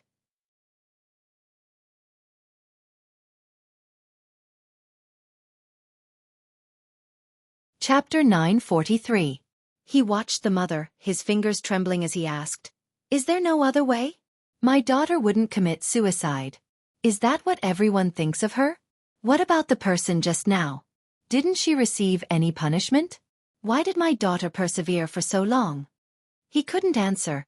It was as though he was being strangled. He didn't know how to tell a mother that her daughter had been confirmed to be a suicide. But now he could speak. He could live up to his clothes and tell the mother, "There's another way. We won't allow a murderer to get away scot-free." At the Qin family's house, Wuxia had already stood up from her computer. She had enough evidence to clear the name of the victim. She knew that once the system confirmed it as a suicide, it would be difficult to overturn it. She was considering if she should use her identity to do something. However, when she stood up, the person next to her had already grabbed her wrist and stepped forward before she did. Wuxia thought that this was the difference between this person and everyone else. For a moment, she felt that even people from different camps had the same bottom line. The heat of the matter didn't decrease. This was what the girl living in the apartment was happy to see. But it was more troublesome to deal with other matters. As the murderer, she had noticed the problem with the medicine bottle earlier than Qin Mo. She glanced up at the tall and slender man who hadn't left the apartment the entire day. She pulled open the drawer and took out a bank card. "Hide abroad for a few days. I'll inform you once things have settled down." The tall and slender man was confused. "Why are you asking me to leave so suddenly? Isn't everything going according to our plan? Don't worry, those people wouldn't have expected her to be murdered. It's safer to leave." The girl narrowed her eyes. "We were too late. This person is too difficult to deal with. We have been waiting for news from the court, believing that she would be able to seek redress. Our beliefs weren't affected at all. It was my miscalculation. I assumed that she would be led by me soon. Even though the outcome isn't bad, it brought us huge trouble." "What trouble could there be?" The tall and slender man wasn't bothered. "There aren't any surveillance cameras in the building. Even if there were, they wouldn't suspect me. All right, let's end this discussion here." The girl tapped her fingers on the keyboard. "I've already bought a plane ticket for you tomorrow. You don't have to worry about the trouble since the only evidence is in our hands. Even if someone suspects you, they don't have any evidence. There are some mistakes in the video itself. What I'm worried about is Qin Mo seeing something from it. Didn't the higher-ups already inform us that Qin Mo wasn't involved in the entire case? The tall and slender man's eyebrows twitched. If he doesn't come into contact with the case, there won't be any clues. By the time he comes into contact with the case, our goal will have already been accomplished. What is there to worry about? The tall and slender man hadn't expected Qin Mo to take action when he said that. Not only that, they didn't know that the real Z was with Qin Mo. In front of the police station. On this day, there were too many people coming and going. There was a group of about 7 or 8 people who were dressed the same. From Bo Jio's angle, she couldn't see their faces clearly. However, he could understand what they were doing at the police station. Because one of them was holding a very simple sign. There were only 2 words on the sign. It was the pseudonym of the victim. They had come to the police station to find more people who knew the truth and were willing to speak up. The passers-by didn't understand why they were doing this. In fact, no one could understand why a thorny youngster who didn't have good grades and only cared about whose fist was stronger would come here to help. They didn't understand why Shui Yao Yao and Feng Shang, who had received the flyers and helped them distribute them, were here. No one would understand. Uncle Ian was sitting in his cotton car. He had been smoking when he saw the selling spot nearby. He pushed open the car door and got a bottle of mineral water. He carried it over his shoulder and distributed it to the people who had never given up on seeking justice for the victim. Those people weren't just anyone. They were the readers of the victim. There weren't many people here. But everyone's eyes were bright and resolute. If one were to ask why these people would stand here of their own accord, it was because they wanted to help the person who couldn't speak anymore. They wanted to clench their teeth and fight for the dream that had been stolen from them. This wasn't a world that should be like this. Those who were truly hurt were suppressed in the dust. Those who had infringed, slandered, and stolen their dreams couldn't even be bothered to apologize. There had to be justice in this world. If there wasn't, they would fight for it. All of them were girls. They were saving money when drinking water because they knew that this was just the beginning. They still had to save money to fight the infringers. Bo Jio watched the scene, too many emotions surging in her chest. She suppressed them silently. She had a battle to fight with the Almighty. The name of the battle would be, Karma Will Prevail. If you don't believe me, look up and see who will be spared by the heavens. The black Hummer didn't stop. When Qin Mo and Bo Jio appeared at the police station, it was when Director Huang was facing a crisis. After Smith had analyzed the entire case, he had stood out to refute his deductions. When he looked at the camera, he said something that almost made Smith jump up. The victim didn't commit suicide. It was a homicide. In that instant, the crowd was in an uproar. Smith's expression changed. What nonsense are you spouting? He hadn't expected someone to refute his theory. Furthermore, it was during the press conference. Now that the case had attracted so much attention, hadn't he considered the impact of his statement? The media were not jealous. They immediately caught the main point and asked, could it be that the police have found some evidence? Evidence. Director Huang started to break out in cold sweat. He really didn't have any evidence, but this was the last chance to redress the victim's name. He had to grab hold of it. But evidence. Just as Director Huang was about to collapse, a figure appeared beside the stage. Suddenly, a silhouette appeared beside the platform. Using one hand as support, he jumped up. Almost everyone that could think of handsome words were imprinted on the youngster's body. His silver hair seemed to reflect light as he met the reporter's gaze. Of course I have evidence. With that, the youngster turned. Director Huang, can you tell everyone about the evidence you just gave me? Director Huang hadn't given her any evidence. But he wasn't stupid. He understood the youngster's intentions the moment he heard her words. His heart calmed down. He glanced up at the people below. Sure. He hadn't expected that he would be able to say 2 words. The youngster walked over to the person in charge of the projector, inserting the USB into the laptop. His slender fingers were typing rapidly on the keyboard. Very quickly, a photo appeared on the screen. And then, the reporters tilted their heads, waiting for Director Huang to continue. The youngster paused, seemingly waiting as well. Director Huang's heart was boiling. What exactly was the meaning of this? He had started with a photo, What kind of logic was this? Seconds trickled by. Just as the reporters were frowning and Smith was about to explode, a voice came from the side. A voice came from the side of the crowd. If Director Huang allows it, I can explain on behalf of Director Huang why this is considered evidence. It was Qin Mo. Who knew where he had gotten the police uniform from? Now, he was wearing it and even had a police cap. He seemed to be upright and noble. With this uniform, he had the right to explain the evidence. Besides, it wouldn't be as eye-catching as a private uniform. This was because when the brim of the hat was lowered, the people below could only see the beautiful thin lips of the person. This was within Bo Jiu and Qin Mo's consideration. Director Huang felt that he was finally free, but he understood their intentions. They were professional esports players, and if their identities were to be exposed, there would be a huge uproar. Qin Mo's uniform had indeed been borrowed. He had just buttoned the last button when he had gone up the stage. But even then, Qin Mo's aura hadn't changed. Instead, it was because he was wearing a police uniform that he seemed even more dignified and handsome. Qin Mo didn't waste any time, glancing over at Bo Jiu. Their gazes met in mid-air. Qin Mo opened his mouth. This photo was taken when the police were collecting evidence at the crime scene. We found a medicine bottle on the ground. According to the forensic analysis, the victim had overdosed on the sleeping pills inside, which was why she couldn't wake up.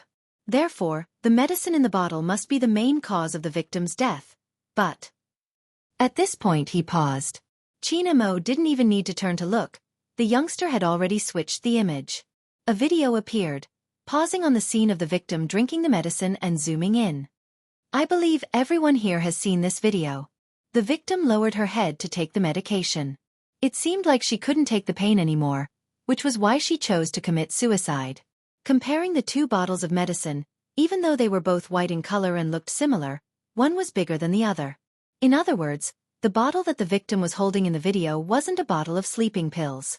According to the medical staff's appraisal, the bottle in the victim's hand was anti-inflammatory and cough medicine. The victim had been sick all this time, so the doctor prescribed her this kind of medicine. In other words, the victim was only drinking medicine that could alleviate her condition. The strange thing was that the bottle of sleeping pills that shouldn't have been in the victim's room had disappeared. We deduced that the victim's medicine had been swapped, which means that she didn't know that the medicine she had been drinking had been swapped with sleeping pills. Qin Mo's last sentence left his mouth. Everyone sucked in a sharp breath. Some of them couldn't help but cover their mouths in shock. Smith stood up. At the end of the day, this is just your reasoning. Without concrete evidence, this kind of subjective reasoning is even more lacking. Who said I don't have evidence? Qin Mo's voice had always been calm, but his aura was still intimidating. Smith was from overseas and was about the same size as Qin Mo. In his mind, Smith was just a second-rate profiler and he didn't have to be afraid of him. But when the two of them stood together, Smith even had the urge to break into a run. Wasn't Qin Mo's presence a little too strong? Bo Jiu took a moment to glance at Smith. She guessed that the expert who claimed to know a lot about criminology and other criminologists were just second-rate profilers in his eyes was going to be slapped in the face by the Almighty. Qin Mo glanced at Bo Jiu. Bo Jiu immediately moved her fingers, pulling out all the information they had gathered.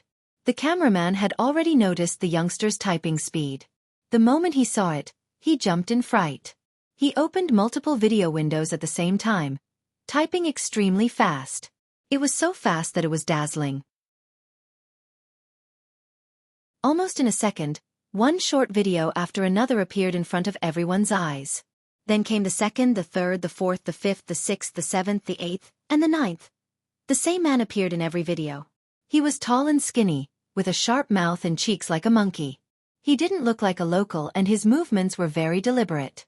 The youngster played the short video and adjusted it to a certain frequency so that Qin Mo could explain better. It had to be said that the cooperation between the two of them was really clean and efficient. Qin Mo continued. There weren't any surveillance cameras in the corridor of the building that the victim lived in. Hence, we expanded the range and collected all the videos of the places that the victim had been to. That's when we discovered this. This is the person that the victim had been facing these days.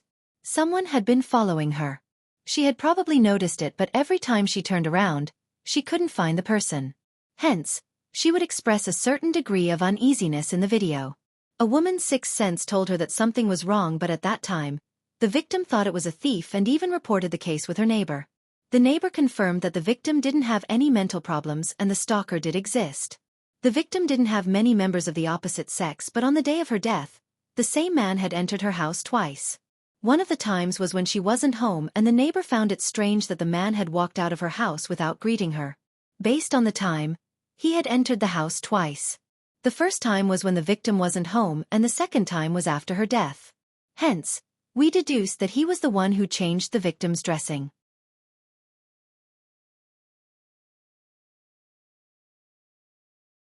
Chapter 944. Smith was the first to shake his head. No, it still doesn't make sense. I admit what you said, there is a thief, but the victim's mental disorder might have something to do with the thief who was stalking her. But you can't say that a thief is a murderer. We need evidence. Everyone has seen the video. At the time, the victim was the only one in the room, and the video was taken by the laptop in the victim's room. The reason the video was uploaded was because the murderer set the recording time so that the video would appear on the internet after her death. She wanted people to remember her. If she didn't commit suicide, why would she take such a video? From a psychological point of view, this is a suicide with a purpose. She wanted attention since she had been wronged. That was the only logical thing to do. If it was really a murder, the video wouldn't have appeared. Even if it did, the murderer would have set up a hidden camera in the room. But it was the opposite. The victim was the one who took the video. She was the one who opened the laptop. Other than her, no one else was at the scene. Qin Mo tapped the side of his leg. When he did that, he reminded people of the Star Trek commander, cold, handsome, and full of abstinence. He looked at Smith and seemed to smile. His eyes were cold as he said slowly, "Who said that a laptop can only be used on the spot?" Smith wasn't an ordinary person. He had handled many cases. Even though he hadn't caught Z, he had some knowledge in this area. Hence, when Qin Mo asked this question, his expression changed. "You mean remote control?" Qin Mo's voice didn't change much. When he said this, the youngster had already changed the page. This way, everyone present could see the changes on the screen. The victim's laptop was attacked and there were traces of damage to the firewall. The special department would be able to detect the changes in the data. That night, someone hacked into the victim's network and used remote control to secretly turn on the laptop's camera. That wasn't all. The person who set the recording time was the same person. All of a sudden, Smith's mouth seemed to have been gagged. The crowd was in an uproar. A suicide case had turned into a murder case, and in such a manner. Of course, the reporters were uneasy. After all, such a method was unheard of. Stalking, changing medicine, and filming like this. No wonder the victim acted like she was insane. She must have sensed something at the time, but she couldn't be sure. Smith saw that the rhythm had been taken away, but he still felt that it didn't make sense. What about the murderer's motive? According to what you said, an ordinary person wouldn't be able to do such a complicated technique. I can't understand why an organization would spend so much effort on an ordinary person. It's illogical. Mr. Smith seems to have forgotten. Qin Mo spoke slowly. You have a case on your hands. The culprit doesn't care about the status of the other party. Moreover, the similarities between the cases are all carried out online. You should be familiar with the name of the case, the Maiden's Sacrifice. It was a premeditated serial case that had been planned for a long time. When the words Maiden's Sacrifice came out, Kieran was stunned. Smith immediately jumped up. This is impossible. Show him the evidence. Qin Mo lifted his lids. In his police uniform, he was a gentleman with both internal and external skills. The reporters finally recognized Qin Mo's face. Under the police cap was a perfectly curved chin. It wasn't anyone else but the young master of the Qin family. Another wave of commotion broke out. While the Almighty was distracted, Bo Jio's fingers flew across the keyboard, completely conquering the website that she had found previously. This time, her method was the real young lord of the hacker world. It was different from other hackers' attacks. In reality, when it came from Z, the other party's computer wouldn't have any alarm system. There weren't many hackers in the world who could infiltrate and retreat without leaving a trace. Usually, by the time someone reacted, Bo Jio had already grasped the entire website's operations. The most obvious target was the stalking post regarding the victim. There were some video recordings and comments below, sending chills down everyone's spine. What kind of organization was this? What were the people involved in this game thinking? Using their own lives as an example and taking pleasure in it? Didn't these people think about how sad their parents would be when they saw them in this state? Some of them had simply met with a setback at work. Some of them simply felt that there was no meaning in living. The last few were completely dark. After hurting others, they tried to bite back. Those who didn't succeed came here to express their thoughts. Of course, there were also those who couldn't get justice. No matter which one it was, they were gradually led to the current state by others step by step. That way, they wouldn't feel anything. Unbeknownst to them, that kind of existence was scarier than ghosts. Bo Jio's face was blocked by the laptop, her voice coming out slowly. Her voice had a natural sense of narration. The people who often speak here are all extremely dangerous. It's not because they would really commit suicide. If they really couldn't handle the pressure and committed suicide, they would be the kind of people who couldn't get justice. As for the others, they would become more and more violent. They originally didn't have a bottom line. After such a long period of influence, they became even more aggressive. Aggressive means that when they harmed others, they would still feel that it was the other party's fault. They would feel that it was natural to steal someone's things and receive attention. The influence of such values was terrifying. It was like a virus, slowly invading their hearts. Those who didn't know right from wrong would soon join them. This is the maiden's sacrifice. Yes. The other party's motive wasn't a large-scale suicide. That was just foreplay. There were people who wanted to use this method. They wanted to nurture people who didn't have a bottom line. When the time came, these people would help them to complete the massacre. When Smith saw the content on the website, his expression changed. It was indeed the maiden's sacrifice, the case he had been working on. The maiden's sacrifice was terrifying because it was ethereal. It was like a seed buried in the bottom of one's heart. No one knew when it would be triggered. Because it was an online case, it was extremely difficult to investigate. Moreover, Smith suspected that the other party had used an overseas ID because that was the only way they could avoid being tracked by many departments. In his heart, he was the only one who could expose the other party. He hadn't expected that the maiden's sacrifice would happen right in front of him, but he hadn't noticed it. Instead, Qin Mo had found out. This was undoubtedly a public slap to his face. How was he going to face the title of a specially hired criminal psychologist in the future? When the camera turned, Smith's face turned green. Some reporters stood up and said, if such a case is exposed to the public without any embellishment, what if it causes a negative impact? After all, there is too much negative news about this case. Negative news? Qin Mo's voice was calm.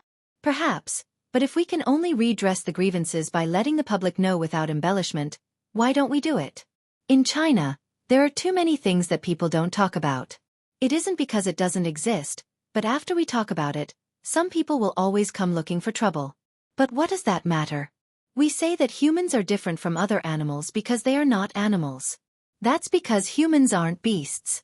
There's always something in the depths of our hearts that insists. We want to become more outstanding people, even if we might not be able to overcome the hurdle we met today. We need to learn to face some stains because justice is still waiting for us somewhere. We need to understand that in this world, there are good people and bad people. There are also people who live in the gray area. We might not be able to become righteous people, but we will never hurt others. We learn to respect ourselves, and at the same time, we will learn to respect others. The process of waiting for justice has always been difficult. We knew there would be darkness, but we never gave up. Even now, outside the police station, there is still a group of people standing up for the victim. I thought this was the message we wanted to pass on. With that, Qin Mo arched a brow and looked towards the reporter. If people think that redressing someone's grievances is a negative impact, I suspect we don't have the same worldview. This sentence blocked the reporter's words perfectly. In that moment, Bo Jio paused and looked towards the tall and slender figure in the middle. This was probably the difference between the Chinese soldiers. Regardless of the time, they could stand tall and straight like a white poplar tree that couldn't be touched by the wind and rain. Whatever she saw, the Almighty would see too. There was probably nothing more heartwarming than this kind of tacit understanding.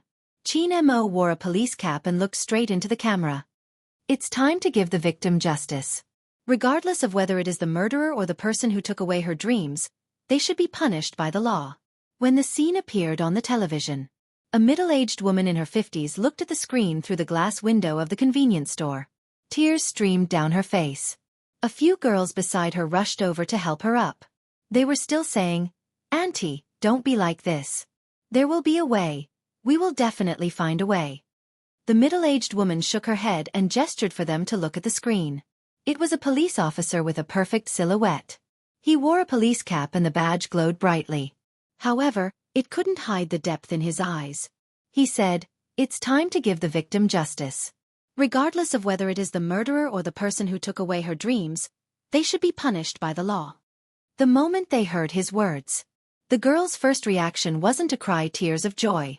Instead, they asked the person beside them, "Is this news real?" Until the shop owner nodded. Only then did the girls react. They hugged each other happily. Then, wave after wave of cries rang out. It was a soft, low cry that seemed to have been suppressed for a long time and was finally released. Shui Yao Yao, Feng Shang, and Uncle Ian stood beside this group of people. In just half an hour, they could see the exhaustion of these girls. They could also see the unyielding spirit beneath the exhaustion. They could finally put down the burden on their bodies. "It's still the team. Captain has a way." Baby Feng tilted his head, refusing to admit that his eyes were red. Yin Wuyao didn't say anything because he saw the figure that flashed across the screen. The one holding the laptop. Even though the captain in his police uniform had attracted most of the attention, the silver hair and the typing hands still showed that he was the little captain. Indeed, the little captain was involved in this case. But even so, Li Shui didn't think much of it. Her family had professionals who would fight this case for her. At most, she would come out and apologize again. Anyway, there were still people on her side in the discussion group. However, Li Shui didn't know that. After leaving the police station, the first thing Bo Jiu did was to transfer a sum of money to the girls and everything that Li Shui had said, including the evidence that the thorn-head youngster had sent her. "I hope you can win." This was probably the only case that Bo Jiu didn't use the internet to solve, because it was worth entrusting it to someone else. Smith's face was swollen from the slap. The so-called power of taking over Qin Mo didn't have any practical purpose. Li Shui's fate wouldn't be revealed immediately. It would have to go through the procedures. But there were already some people who felt that from now on, they couldn't be anyone's accomplices.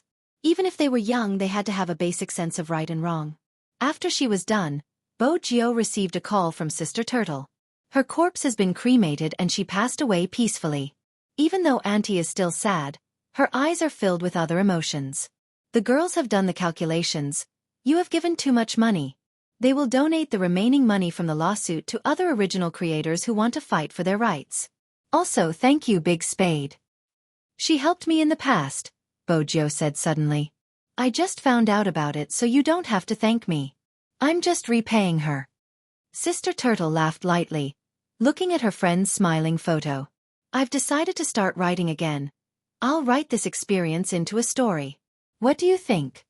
Bo Jiu had never been a writer, but after some thought, she replied, "Not bad. You'll be the main character." "Ha! Ha ha ha, my Big Spade is so cute." After hanging up, Bo Jiu tugged at her silver hair. Qin Mo arched a brow. "What happened?" "My fans want to publish a novel for me to be the main character." Bo Jiu was still in her previous state. Qin Mo glanced at the youngster. "Isn't it official?" "Official? Why wasn't she aware?"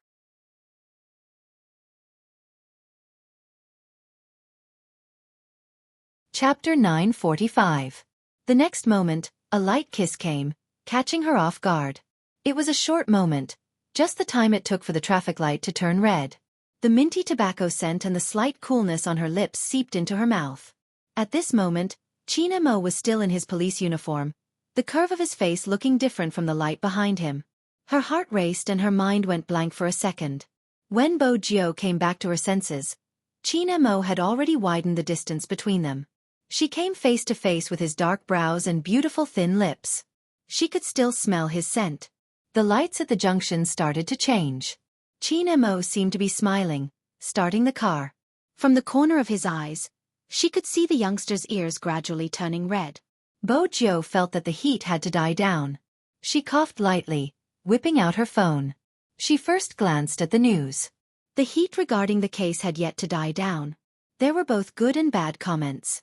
She paused slightly before shifting her gaze away, intending to read the competition novels that the Almighty had mentioned on the official website. There were indeed quite a few. It wasn't just her. There were novels from Lin Feng and Yun Hu as well. Bojo clicked on a novel about her and the Almighty. She only read the first 3 chapters. When she reached the 4th chapter, she felt that something was amiss. Why did the novel describe her as a cold young man?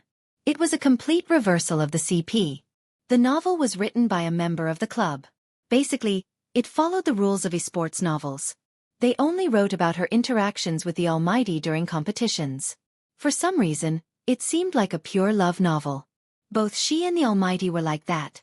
Lin Feng and Yun Hu's were probably even more so. Bojo arched a brow. She clicked on a novel and was about to read it when her phone rang. Unexpectedly, his phone rang. The caller ID was Lin Feng. Bojo pressed the answer button. Lin Feng's voice came from the other end, looking as though he was facing a formidable enemy. "Little Spade, you have to take me in tonight. Let me sleep at your house." "Sleep at my house?" Bojo arched a brow. "Why do you suddenly want to sleep at my house? We've known each other for a long time. I'm a senior and you're a junior. It's time for the two of us to have a heart-to-heart talk. Let's have a pajama party or something. I'll provide alcohol to help you reduce your burden before the competition.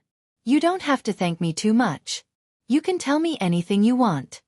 Lin Feng stuttered for a while, then lowered his voice and said, "You're right." Bojo shifted her phone to the other side. She spoke slowly but got straight to the point.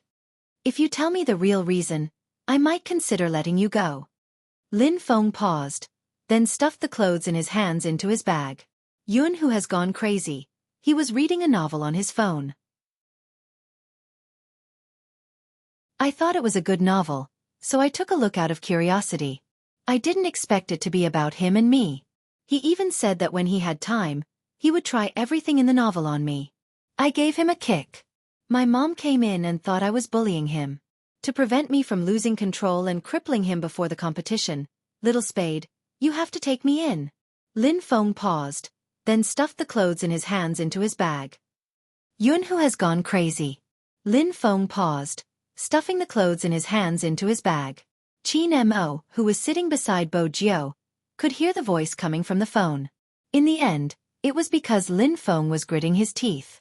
Qin Mo didn't want anyone to disturb their time alone. He arched a brow. "Are you sure you're not afraid of Yun Hu forcing you to do something?" Lin Feng hadn't expected the voice to be his captain.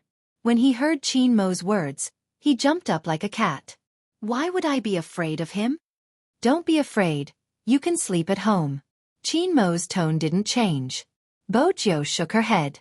Lin Feng wasn't a match for the Almighty at his level. However, there were still benefits to being naive. "Captain, what are you talking about? The signal isn't good. That's all. Get Little Spade to prepare. I'll be there in a while." With a snap, Lin Feng hung up the phone. It was obvious that he didn't want to play along with the Almighty. He was quick to escape.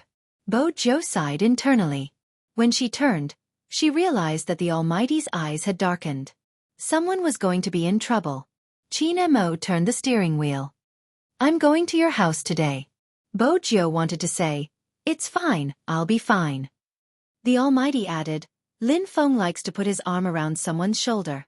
Do you want him to find out that you're the girl who kissed me at the ball?" Bojo imagined Lin Feng's expression and words if he found out about it. She hid it instantly. But she was the one who was kissed. How did the Almighty make it sound like they were kissing? At this moment, Qin Mo's phone rang. It was a call from Director Huang. The crime squad couldn't find the first suspect in the video. Even though they had sent him the video, they couldn't find him. There wasn't a single trace of him in the country's files. Besides, there was another important piece of information. The maiden sacrifice isn't just happening in our country. Today, we received a secret report from a neighboring country. There are people in Japan who have fallen into the maiden sacrifice as well. Many of them are being lured to commit suicide. Similar to what we saw today, there is a website dedicated to gathering such people. Then, they would open a post to record their actions. It would affect people's values, and from there, it would destroy the victim's mental defenses, causing a large number of suicides. Those who join seem to have been brainwashed and are extremely evil. The Japanese have found the website, but after destroying it, there would still be another. Unless the source of the organization is found, the affected people would still join. Someone left a comment saying, "Go to hell, it's useless to live like this. Other than Almighty, no one is clean. If you want to save Almighty, you have to follow Almighty's will." Almighty? Qin Mo asked faintly. Who? Director Huang sighed. They are adamant that their Almighty is Z. Bo Jiao could hear the voice, but she didn't show it. Even now, she hadn't forgotten that the Almighty was still suspicious of her. He could still see through her expression. As expected, Qin Mo stopped the car at the side. He glanced at the youngster before pressing the Bluetooth earpiece. Are there any suspicious terrorist organizations in Japan? No. Director Huang was slightly worried because he had seen such a method before. Back then, people had used tarot cards to choose their targets in high schools. Back then, they had used the internet to control people's thoughts and hypnotize them. They had lured people to commit suicide, and in the end, the high school had sunk into unprecedented chaos. Everyone seemed to have been hatched by the murderer and were extremely dangerous. Back then, it hadn't been as serious as it was now. But it was still the work of a hacker. It had been the same 3 years ago. At that time, more than half of the students in the high school had been brainwashed, while the other half had been brought to the border. The students weren't the only ones affected. There were teachers as well. People often said that staying with the devil for too long would turn you into a devil. No country would allow such a thing to happen. So many of their citizens had been controlled. They had to think of a way to save them. But as they were at the border, the terrain was complicated and normal soldiers wouldn't be able to handle it. Besides, it wasn't just a battle. They had to consider the fact that the other party was a psychologist. Hence, the mission had fallen onto Qin Mo's shoulders. It was a mission that no one was willing to recall. In that mission, some Special Forces soldiers saw with their own eyes that the hostages who were originally taken away were subtly influenced to become the same kind of people as those people. Their almost numb and passionate faces looked as if they had been bewitched. In reality, those who felt that stealing from others wasn't wrong were easily influenced and turned into devils. In the country, some believed in Buddhism, some believed in Taoism, and some believed in karma. All of these beliefs were telling the world that evil would result in evil. They had to know how to differentiate between right and wrong and not be a sinner. Why was that? Because there were too many people who couldn't differentiate between right and wrong. It could even be said that he would impose his dark thoughts on others. That was the reason why people with twisted views were the scariest. But under normal circumstances, there was another characteristic of people with twisted views. That was stupidity. They would easily believe the words that others said out of vanity. If it was a psychologist, it would be a piece of cake to find them. In the end, all the hostages were rescued. But it was at the cost of Qin Mo's amnesia. No one knew where the knot in his heart was. The people above were also worried that he had been subconsciously hypnotized by the other party. Regardless of the suspicion, it turned into regret in the end. Qin Mo's amnesia was selective, which meant that the case existed in his mind, but he couldn't remember what he had forgotten. But now, Director Huang wasn't the only one who found the case familiar. Qin Mo found it familiar too. When the sense of familiarity surged into his mind, a piercing pain shot through his brain. Qin Mo frowned instinctively, reaching out to press his temples. In that instant, his entire face turned pale. Fragmented images flashed across his mind, making it impossible for him to catch them. But one of the images turned into a dark river. He seemed to be trying to catch something, but he couldn't catch it no matter how hard he tried. At that moment, Qin Mo's eyes became a lot lighter. His pupils constricted, and cold sweat broke out on his forehead.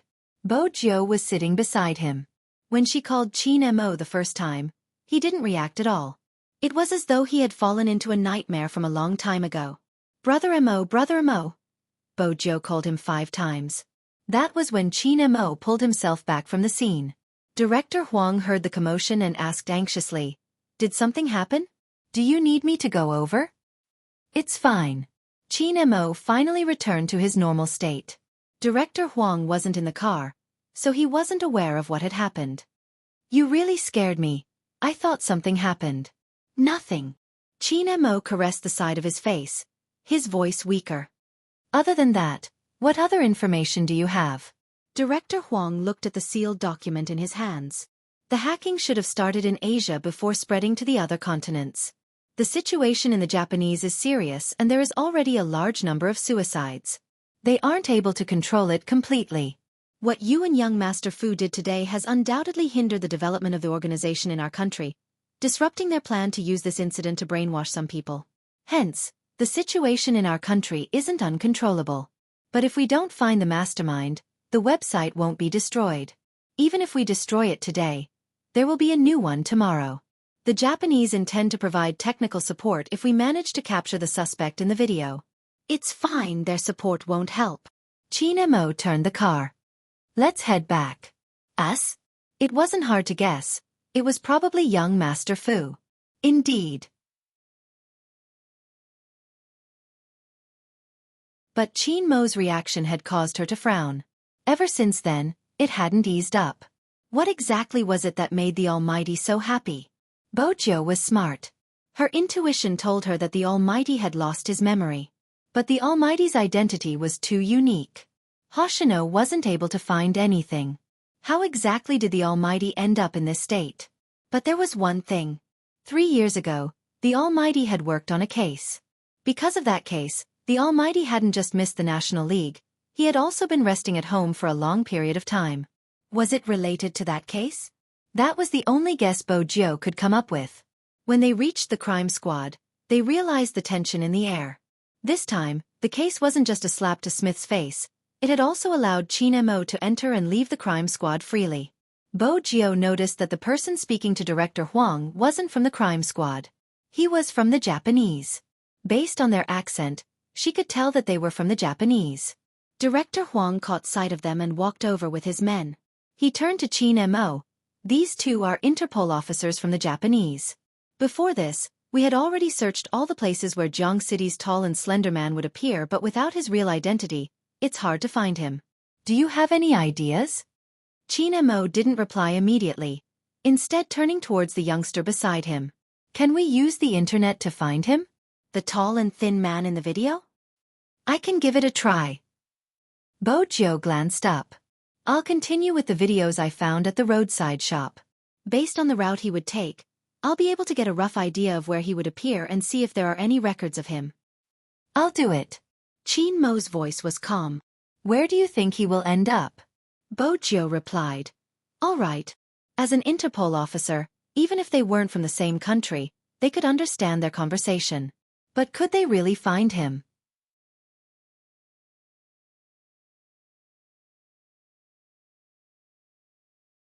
Chapter 946. Of course, this youngster could be a special talent. But when this special talent picked up the laptop, the two Interpol officers glanced at each other and shook their heads. They knew it was impossible to use the internet to find out his identity. If it was so easy, they wouldn't have come to China. Their country's hacking skills were the best in Asia. This youngster was just a Chinese. His computer skills were definitely not as good as theirs. In the words of the Chinese, this seemed like a child's play in front of an expert.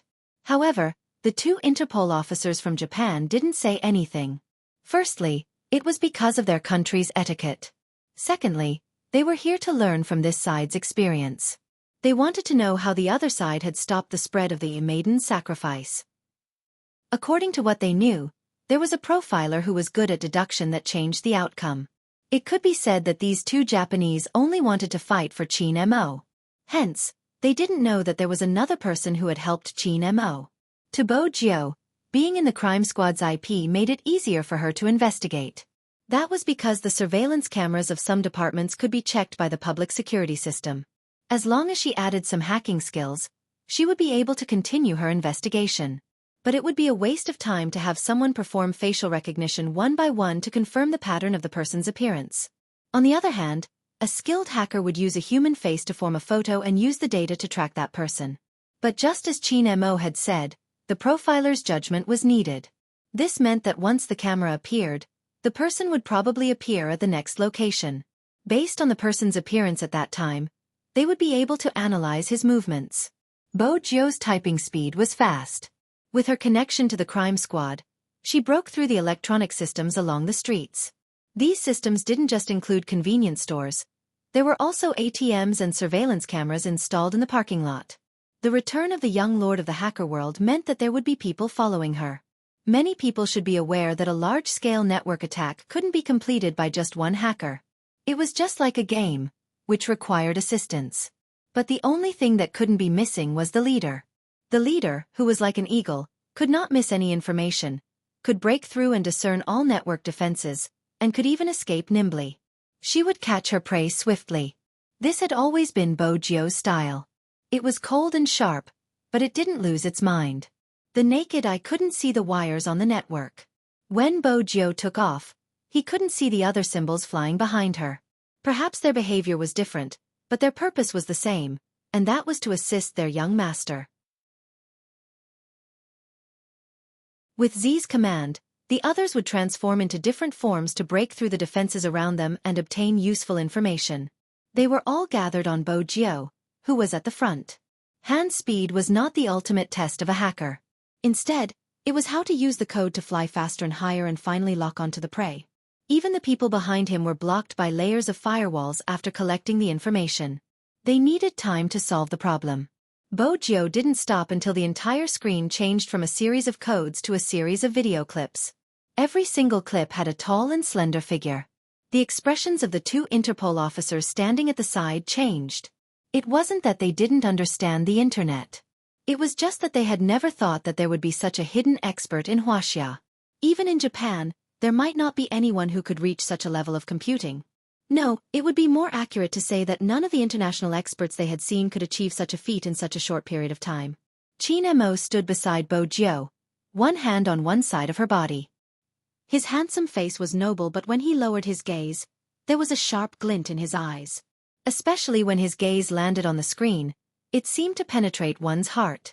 Very quickly, Bo Jio realized that the reason the Almighty was a top student wasn't just because of his intelligence. Also, his browsing speed was extremely fast, Bo Jio clicking on the images one by one. Qin Mo's gaze didn't stop. He was looking at the speed of Bo Jio's speed. In that instant, the two Interpol officers only had one thought. The two hunks were in their line of work. As for them, they weren't even able to use their skills. Instead, they felt shocked. What exactly was the reason? The two Interpol officers couldn't find an answer because the two of them weren't in their records. But why hadn't such talents been discovered? One of the Interpol officers couldn't help but ask, wanting to find out more about the two of them. He turned towards Director Huang. What do they do? One of them was a high school student while the other was a business CEO. It wasn't enough to say it out loud. Director Huang hesitated for a moment, finally finding a common answer. Professional esports player. Esports players? The two Interpol officers hadn't expected such a profession. Esports? Gaming? Director Huang caressed his nose, finding it unbelievable. They have a competition the day after tomorrow. If you are interested, you can take a look. The Interpol officers glanced at each other. Let's catch them first. The most important thing now was to stop the maiden's sacrifice. It had to be said that Qin Mo and Bo Jio's teamwork was indeed pleasing to the eye. The two of them were already very handsome, and with their movements, they exuded a kind of aura that seemed to be innate. One of them was devilish while the other was abstinent. Their aura seemed to complement each other. Stop. When Qin Mo said this word, Emorua's eyes widened. The youngster raised his right hand swiftly. His coordination was very high. Qin Mo looked at the few photos and closed his eyes. It was as though he could form a concrete image in his mind. The image turned from illusory to real. When he encountered something that didn't make sense, he had to quickly change his train of thought. If it was the left, there was no need for such a hurried back view. He was even more anxious when he hailed a cab. Why so anxious? If the direction wasn't left, then it would be right. What's on the right? Qin Mo tilted his head, searching for some images. Hospitals, shopping malls, a direct flight to the airport? When the last word appeared in his mind, He felt a chill run down his spine. Qin Mo suddenly opened his eyes. His tone wasn't fast, but it was deep. He went to the airport. Airport? It wasn't just Interpol. Even Director Huang didn't think it was possible. If this person really appeared at the airport, how could he not be noticed? After all, his image had already been sent out and there would be a nationwide search. Qin Mo knew what they were thinking. He glanced at Director Huang. There's a spy inside and he knows how to disguise himself. We will need the cooperation of the airport, especially the international ones. Check which flights are about to take off and stop him at the security checkpoint. We have to keep the operation a secret. There should be people at the airport. Interpol was the most concerned about the spy. His expression changed. Director Huang, you never said there's a spy inside. Such matters couldn't be known to outsiders. Director Huang was able to reach his current position, basically speaking the truth to whoever he met and whoever he met spoke the truth to. Internal matters couldn't be told to outsiders. Besides, there were boundaries between the two countries. But it wasn't appropriate for Director Huang to say anything. Qin Mo spoke again. Ever since the maiden's sacrifice, there will be a spy inside. There's one in the Japanese department as well. Or have you never thought about why every operation ends in failure? It was a very light rhetorical question, but the two Interpol officers were taken aback. They had thought about it before, but every single time. It's time to act. Director Huang didn't give the Interpol any time to think. In reality, time was precious to everyone, including the tall and slender man, who had reached the airport. He had undergone a disguise. His face was slightly altered and even his clothes were the same. There was a black Bluetooth earpiece on his right ear. The Bluetooth earpiece was a sign that someone was guiding him. There aren't any policemen on your left, but there's a bookstore on your right. Go in and flip through some books to avoid the cameras. The girl sounded anxious. There's still an hour before the plane takes off. 5 minutes later, head to the security checkpoint. I will tamper with the scanner so they won't be able to confirm your features and appearance. Of course, it won't be a problem even if you imagine it. There are people there as well. As long as you don't cause too much of a commotion, you will be able to board the plane successfully. Once you board the plane, they won't be able to stop you. According to international aviation law, even if someone wants to investigate you, it will only be America. China doesn't have to be afraid of America. We have a professional lawyer to help us. The most dangerous part is before you board the plane, you have to avoid all the security guards. All right. It wasn't just the girl, even the tall and slender man was starting to panic. He hadn't expected the Chinese police to be able to lock onto him. Regardless of where he was, news of him was being broadcasted. He was wanted throughout the entire country. It was impossible for him to escape. How exactly did they manage to find him? There weren't any cameras in the corridor of the dead man. He wouldn't have been caught there.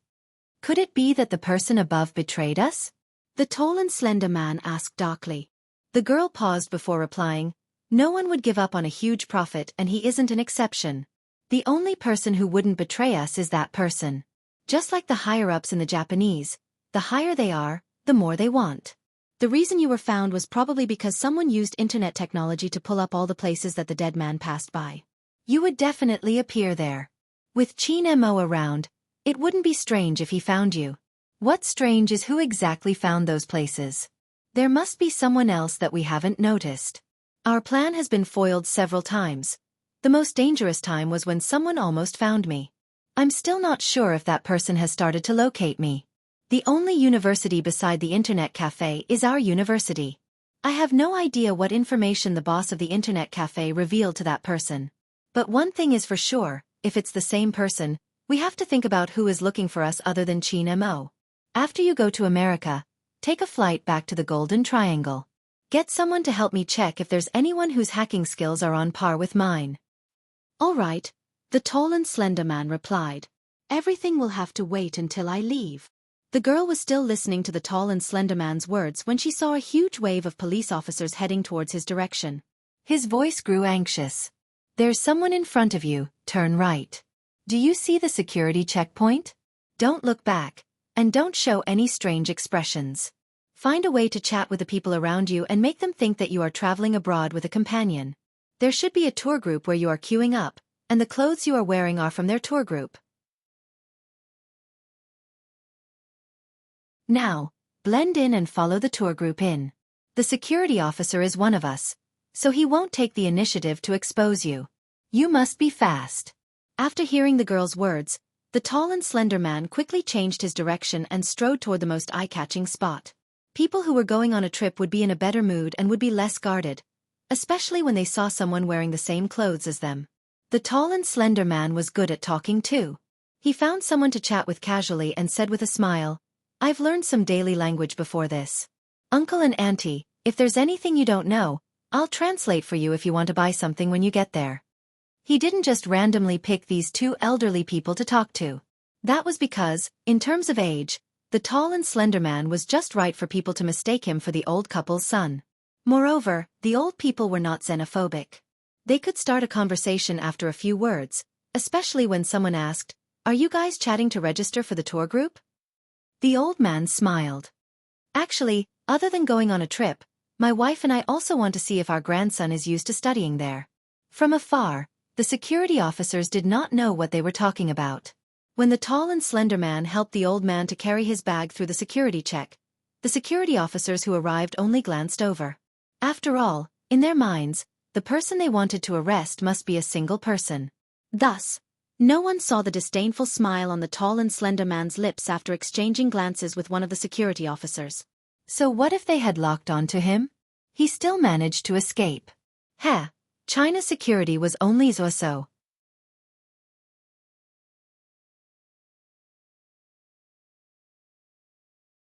Chapter 947. What's more, the boarding of the international flights had already begun. The police officers were still checking in at the security checkpoint. After all, there would be facial scans at the security checkpoint.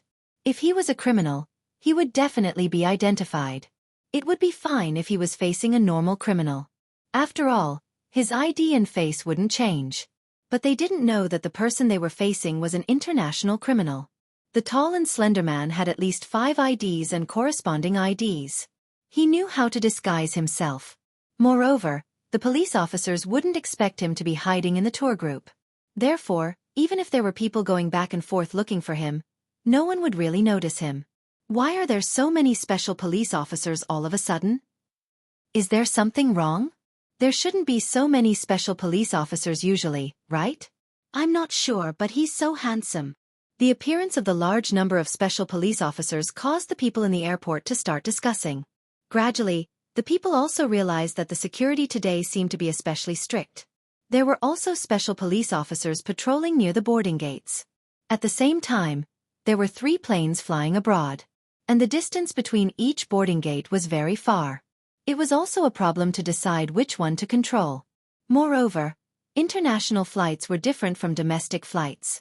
Sometimes, even the control had to do diplomatic work in advance. Before getting the documents, no one had any right to stop anyone from entering the plane. At most, they could find an excuse to delay the flight, but they couldn't cancel the flight. Obviously, the police officers were still worried. In the end, 2 people went to each boarding gate. They still didn't see the target. The tall and slender man held the registration card and followed behind the 2 old men. They talked and laughed as they walked into the boarding gate. The special police officer reached out and stopped him. He glanced at his ID and face, then looked at the old man behind him. At that moment, the tall and slender man's palms were sweating. But he believed that God still cared for him. The special police officer didn't stare at him for long. He quickly gave him a hand gesture. The tall and slender man smiled and said, "Thank you." With a smile on his face, he walked into the boarding gate. Then, he went through the built passage and walked directly in the direction of the plane. The beautiful space station was in front of the cabin, welcoming all the passengers with great etiquette. Once he got on the plane, it would be harder for those people to find him. The tall and slender man found a seat by the window and sat down. He raised his hand to look at the watch on his wrist and calculated the time. In the airport, Director Huang's expression wasn't good. "No suspicious person?" "Yes, Chief, we have searched everywhere." During the security check, we found some people who brought some things onto the plane. They were all detained by us, but the people who were detained are not suspects. Director Huang's breathing deepened. Are you sure there isn't anyone suspicious? He is definitely at the airport. Qin Mo's reasoning had never been wrong. How could it not be possible? Director Huang, we've really sent people to every security checkpoint. The information from the airport is the same. This person hasn't appeared. Director Huang's face turned stern. Continue the search. There's no need to look for the security checkpoint. An indifferent voice rang out. Director Huang turned around, spotting Qin Mo standing in the middle with one hand stuffed into his trouser pocket, his eyes fixed on the clock. His side profile was still handsome and elegant, attracting everyone's attention immediately. Moreover, there was a youngster with a unique hair color standing beside him. However, Bo Jio's reaction was faster. When she saw someone looking in her direction, she took off her black hooded top and pulled the hood up, revealing only her clean curves. Even her eyelashes, which were as fine as a crow's feather, couldn't be seen. It had to be said that the hood had a certain concealment effect, mainly because it suppressed the color of her hair. Qin Mo was still wearing his well-ironed police uniform, which didn't stand out in such a setting since the people around were all police officers. Besides, no one would think of Supreme Alliance's captain as a police officer. Hence, when they saw him, their attention was slightly diverted. Bo Jio took a step towards Qin Mo, trying her best to reduce her presence. Her silver hair was handsome, but it was easy to expose her identity. Qin Mo seemed to understand the youngster's intentions. He reached out and pressed on the man's head, pulling him towards him before turning to Director Huang. At this time, the plane should be boarding. Based on the time he left, there are only 3 available flights. He should have passed the security checkpoint by now. That isn't possible. If he had passed the security checkpoint, we would definitely be able to tell. Be it the airport staff or our colleagues, they didn't find anyone similar to him. The 2 Interpol officers were anxious. With his words, they wanted to take action because deep down, they agreed with Qin Mo's point of view. According to the standards of an international criminal, there was a possibility of a certain level of disguise. Someone who was able to create a case like the maiden's sacrifice definitely wasn't simple. It was highly possible that the criminal had boarded one of the planes. If they followed the route provided by the profiler, their guess was the highest possibility. They had to board the plane immediately and arrest the suspect. Otherwise, once they alighted from the plane and entered America, many things would be out of their control. Hence, no matter what, they had to start the arrest, even if they had to use their identity as Interpol officers. Of course, Qin Mo knew what they were thinking. His tone was calm. This is China and the people on the plane are all Chinese. If the criminal has boarded the plane, all the passengers on the plane might become hostages. According to international practice, you have the right to ask for our cooperation, but we, China, still have the initiative. Hearing this, the 2 Interpol officers were taken aback. They hadn't expected that before they could open their mouths, their words would be stuffed back into their throats. The reason that was at the tip of their tongues was forcefully swallowed back into their throats. Qin Mo was indeed referring to international rules.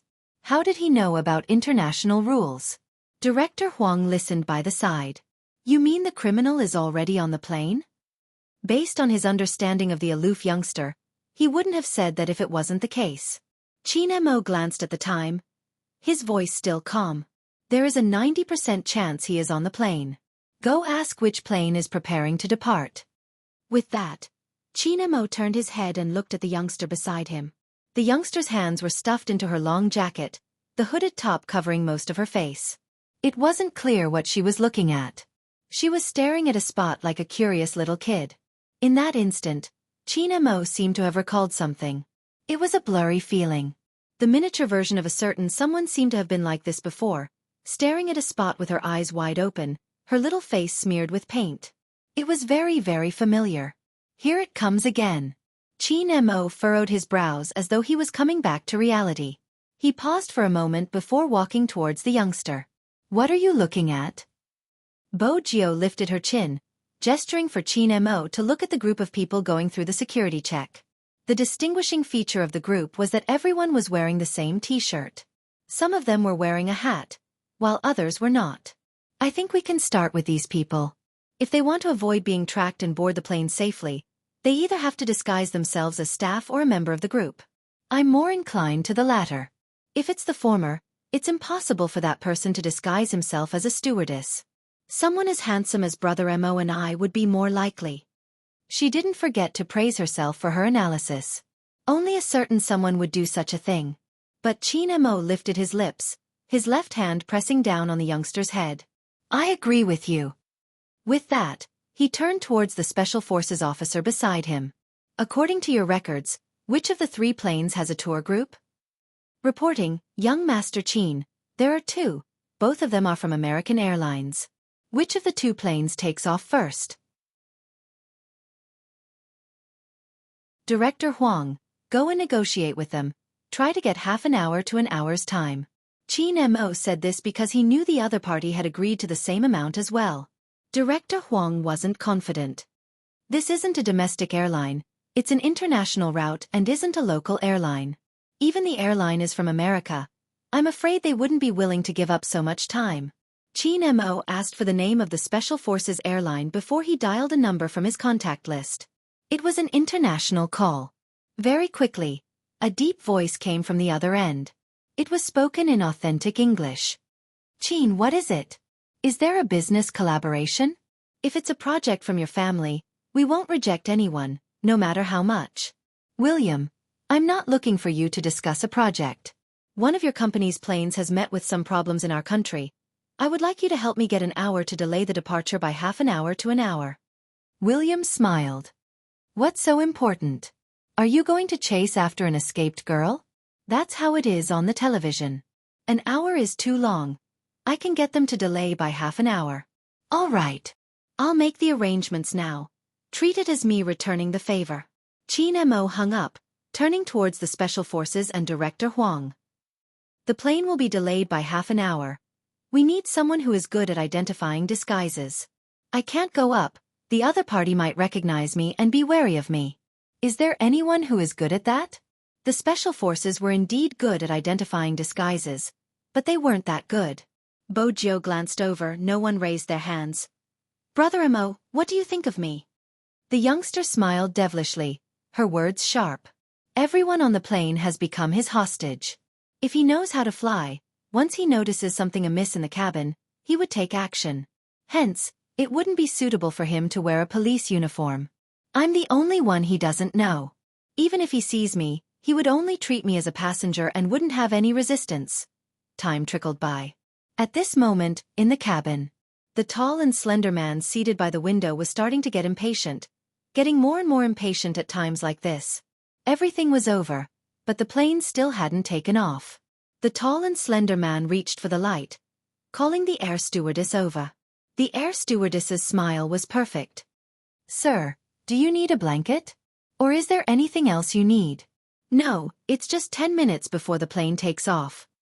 The tall and slender man couldn't sit still, asking the air stewardess to check her watch. Why isn't the cabin door closed yet? The stewardess lowered her body again. I'm sorry, sir. Our plane has encountered some procedural irregularities. In addition, there are still passengers who haven't come in yet. We're in the midst of final adjustments. Please forgive us for the inconvenience.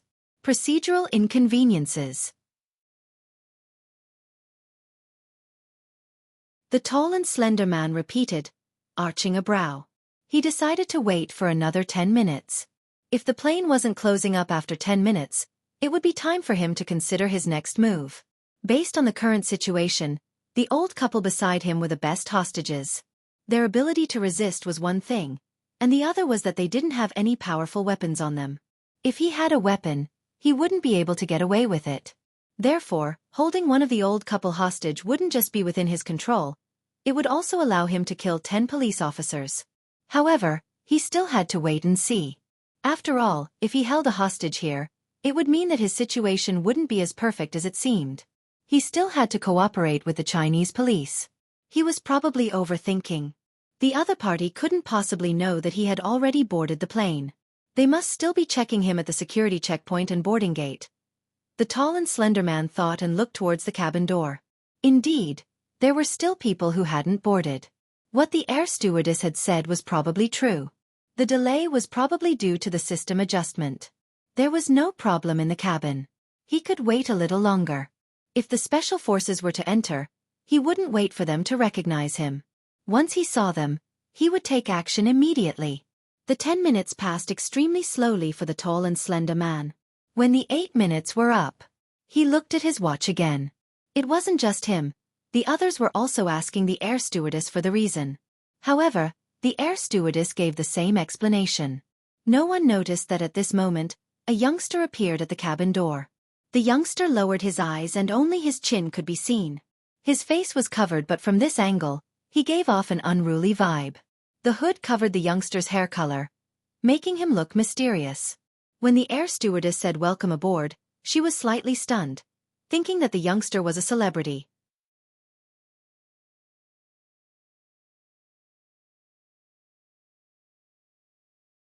Chapter 948. As the last passenger to board the plane, Wuxia didn't keep a low profile. Instead, it suited her image as a hedonistic young master. When she had been alone, she had been rather unrestrained. But she wasn't sure if it was because of her childhood memories. But the moment she was in front of the Almighty, she wanted to show her best side. In order to conquer her little sweetheart, she had to be mindful of her image. International flights were usually large passenger planes. As she walked from the beginning to the end, Wuxia's gaze locked onto the group of tourists wearing the same top. She only had 5 minutes left. After 5 minutes, the cabin door would close and the plane would take off. She had to confirm who the culprit was within 5 minutes, and she couldn't make a mistake. If she did, there would be more trouble. Disguise was one of Wuxia's specialties. She held a small leather suitcase in one hand and a boarding pass in the other. In fact, it was just a piece of blank paper that was cut out at the last minute. But it was this piece of paper that she looked at as if she was looking for her seat. Because of this, her gaze could naturally fall on every seat, and she wouldn't be suspected. The youngster walked from the front of the plane to the back of the airport casually. But in reality, she was continuously collecting and analyzing information. Her brain worked quickly. It was obvious that the age group of the tourists was on the older side, and the person they were looking for was between 23 to 27 years old. Of course, she didn't rule out the possibility of him disguising himself as an old or middle-aged man. Age could be changed through appearance, but the information revealed by the skin on the fingers and neck wouldn't change. And that person's figure. When people reached old age, they would naturally shorten their bodies. If they were tall, they would have a tendency to stoop. The elderly in this group didn't meet the standard height. That left the middle-aged man. Wuxia narrowed her eyes. Under normal circumstances, if it were her, she would also dress up as a middle-aged man. She could disguise herself as an old man for a short period of time, but the flight would take a long time. It would be easy to be noticed. It wasn't easy to alight from the plane, and they had to enter the country from America. Hence, the target was shortened to 5, regardless of gender. But the culprit was a man. She couldn't rule out the possibility of him being a woman. First, she had to see if the middle-aged woman was really a woman. Many people looked at the Adam's apple when judging a man or woman. Because sometimes, some men's Adam's apple wasn't obvious. The woman also had a bulge on her neck, but it wasn't an Adam's apple. To differentiate between men and women, one had to look at their bone structure and figure. As someone who often disguised as a man, Wuxia was very experienced. Hence, she never wore short sleeves. This was the only way she could fool the Almighty. Fortunately, the two at the airport were both wearing skirts. From the joints of the arms and some of the forms, the waist and legs collapsed. Women of this age had all given birth before, so one could definitely tell the difference in their pelvis. When Wuxia glanced over, she thought that everything was normal. There were only 3 of them left. What made her uncertain were the 2 middle-aged men sitting beside the 2 old men. Whether it was the state of the skin or the body shape, it was impossible to tell who the problem was. This was beyond her ability to discern. You're tuning in to the Xiaofan's Wuxia Tales YouTube channel. Don't forget to subscribe and join us on this journey to catch the most captivating stories.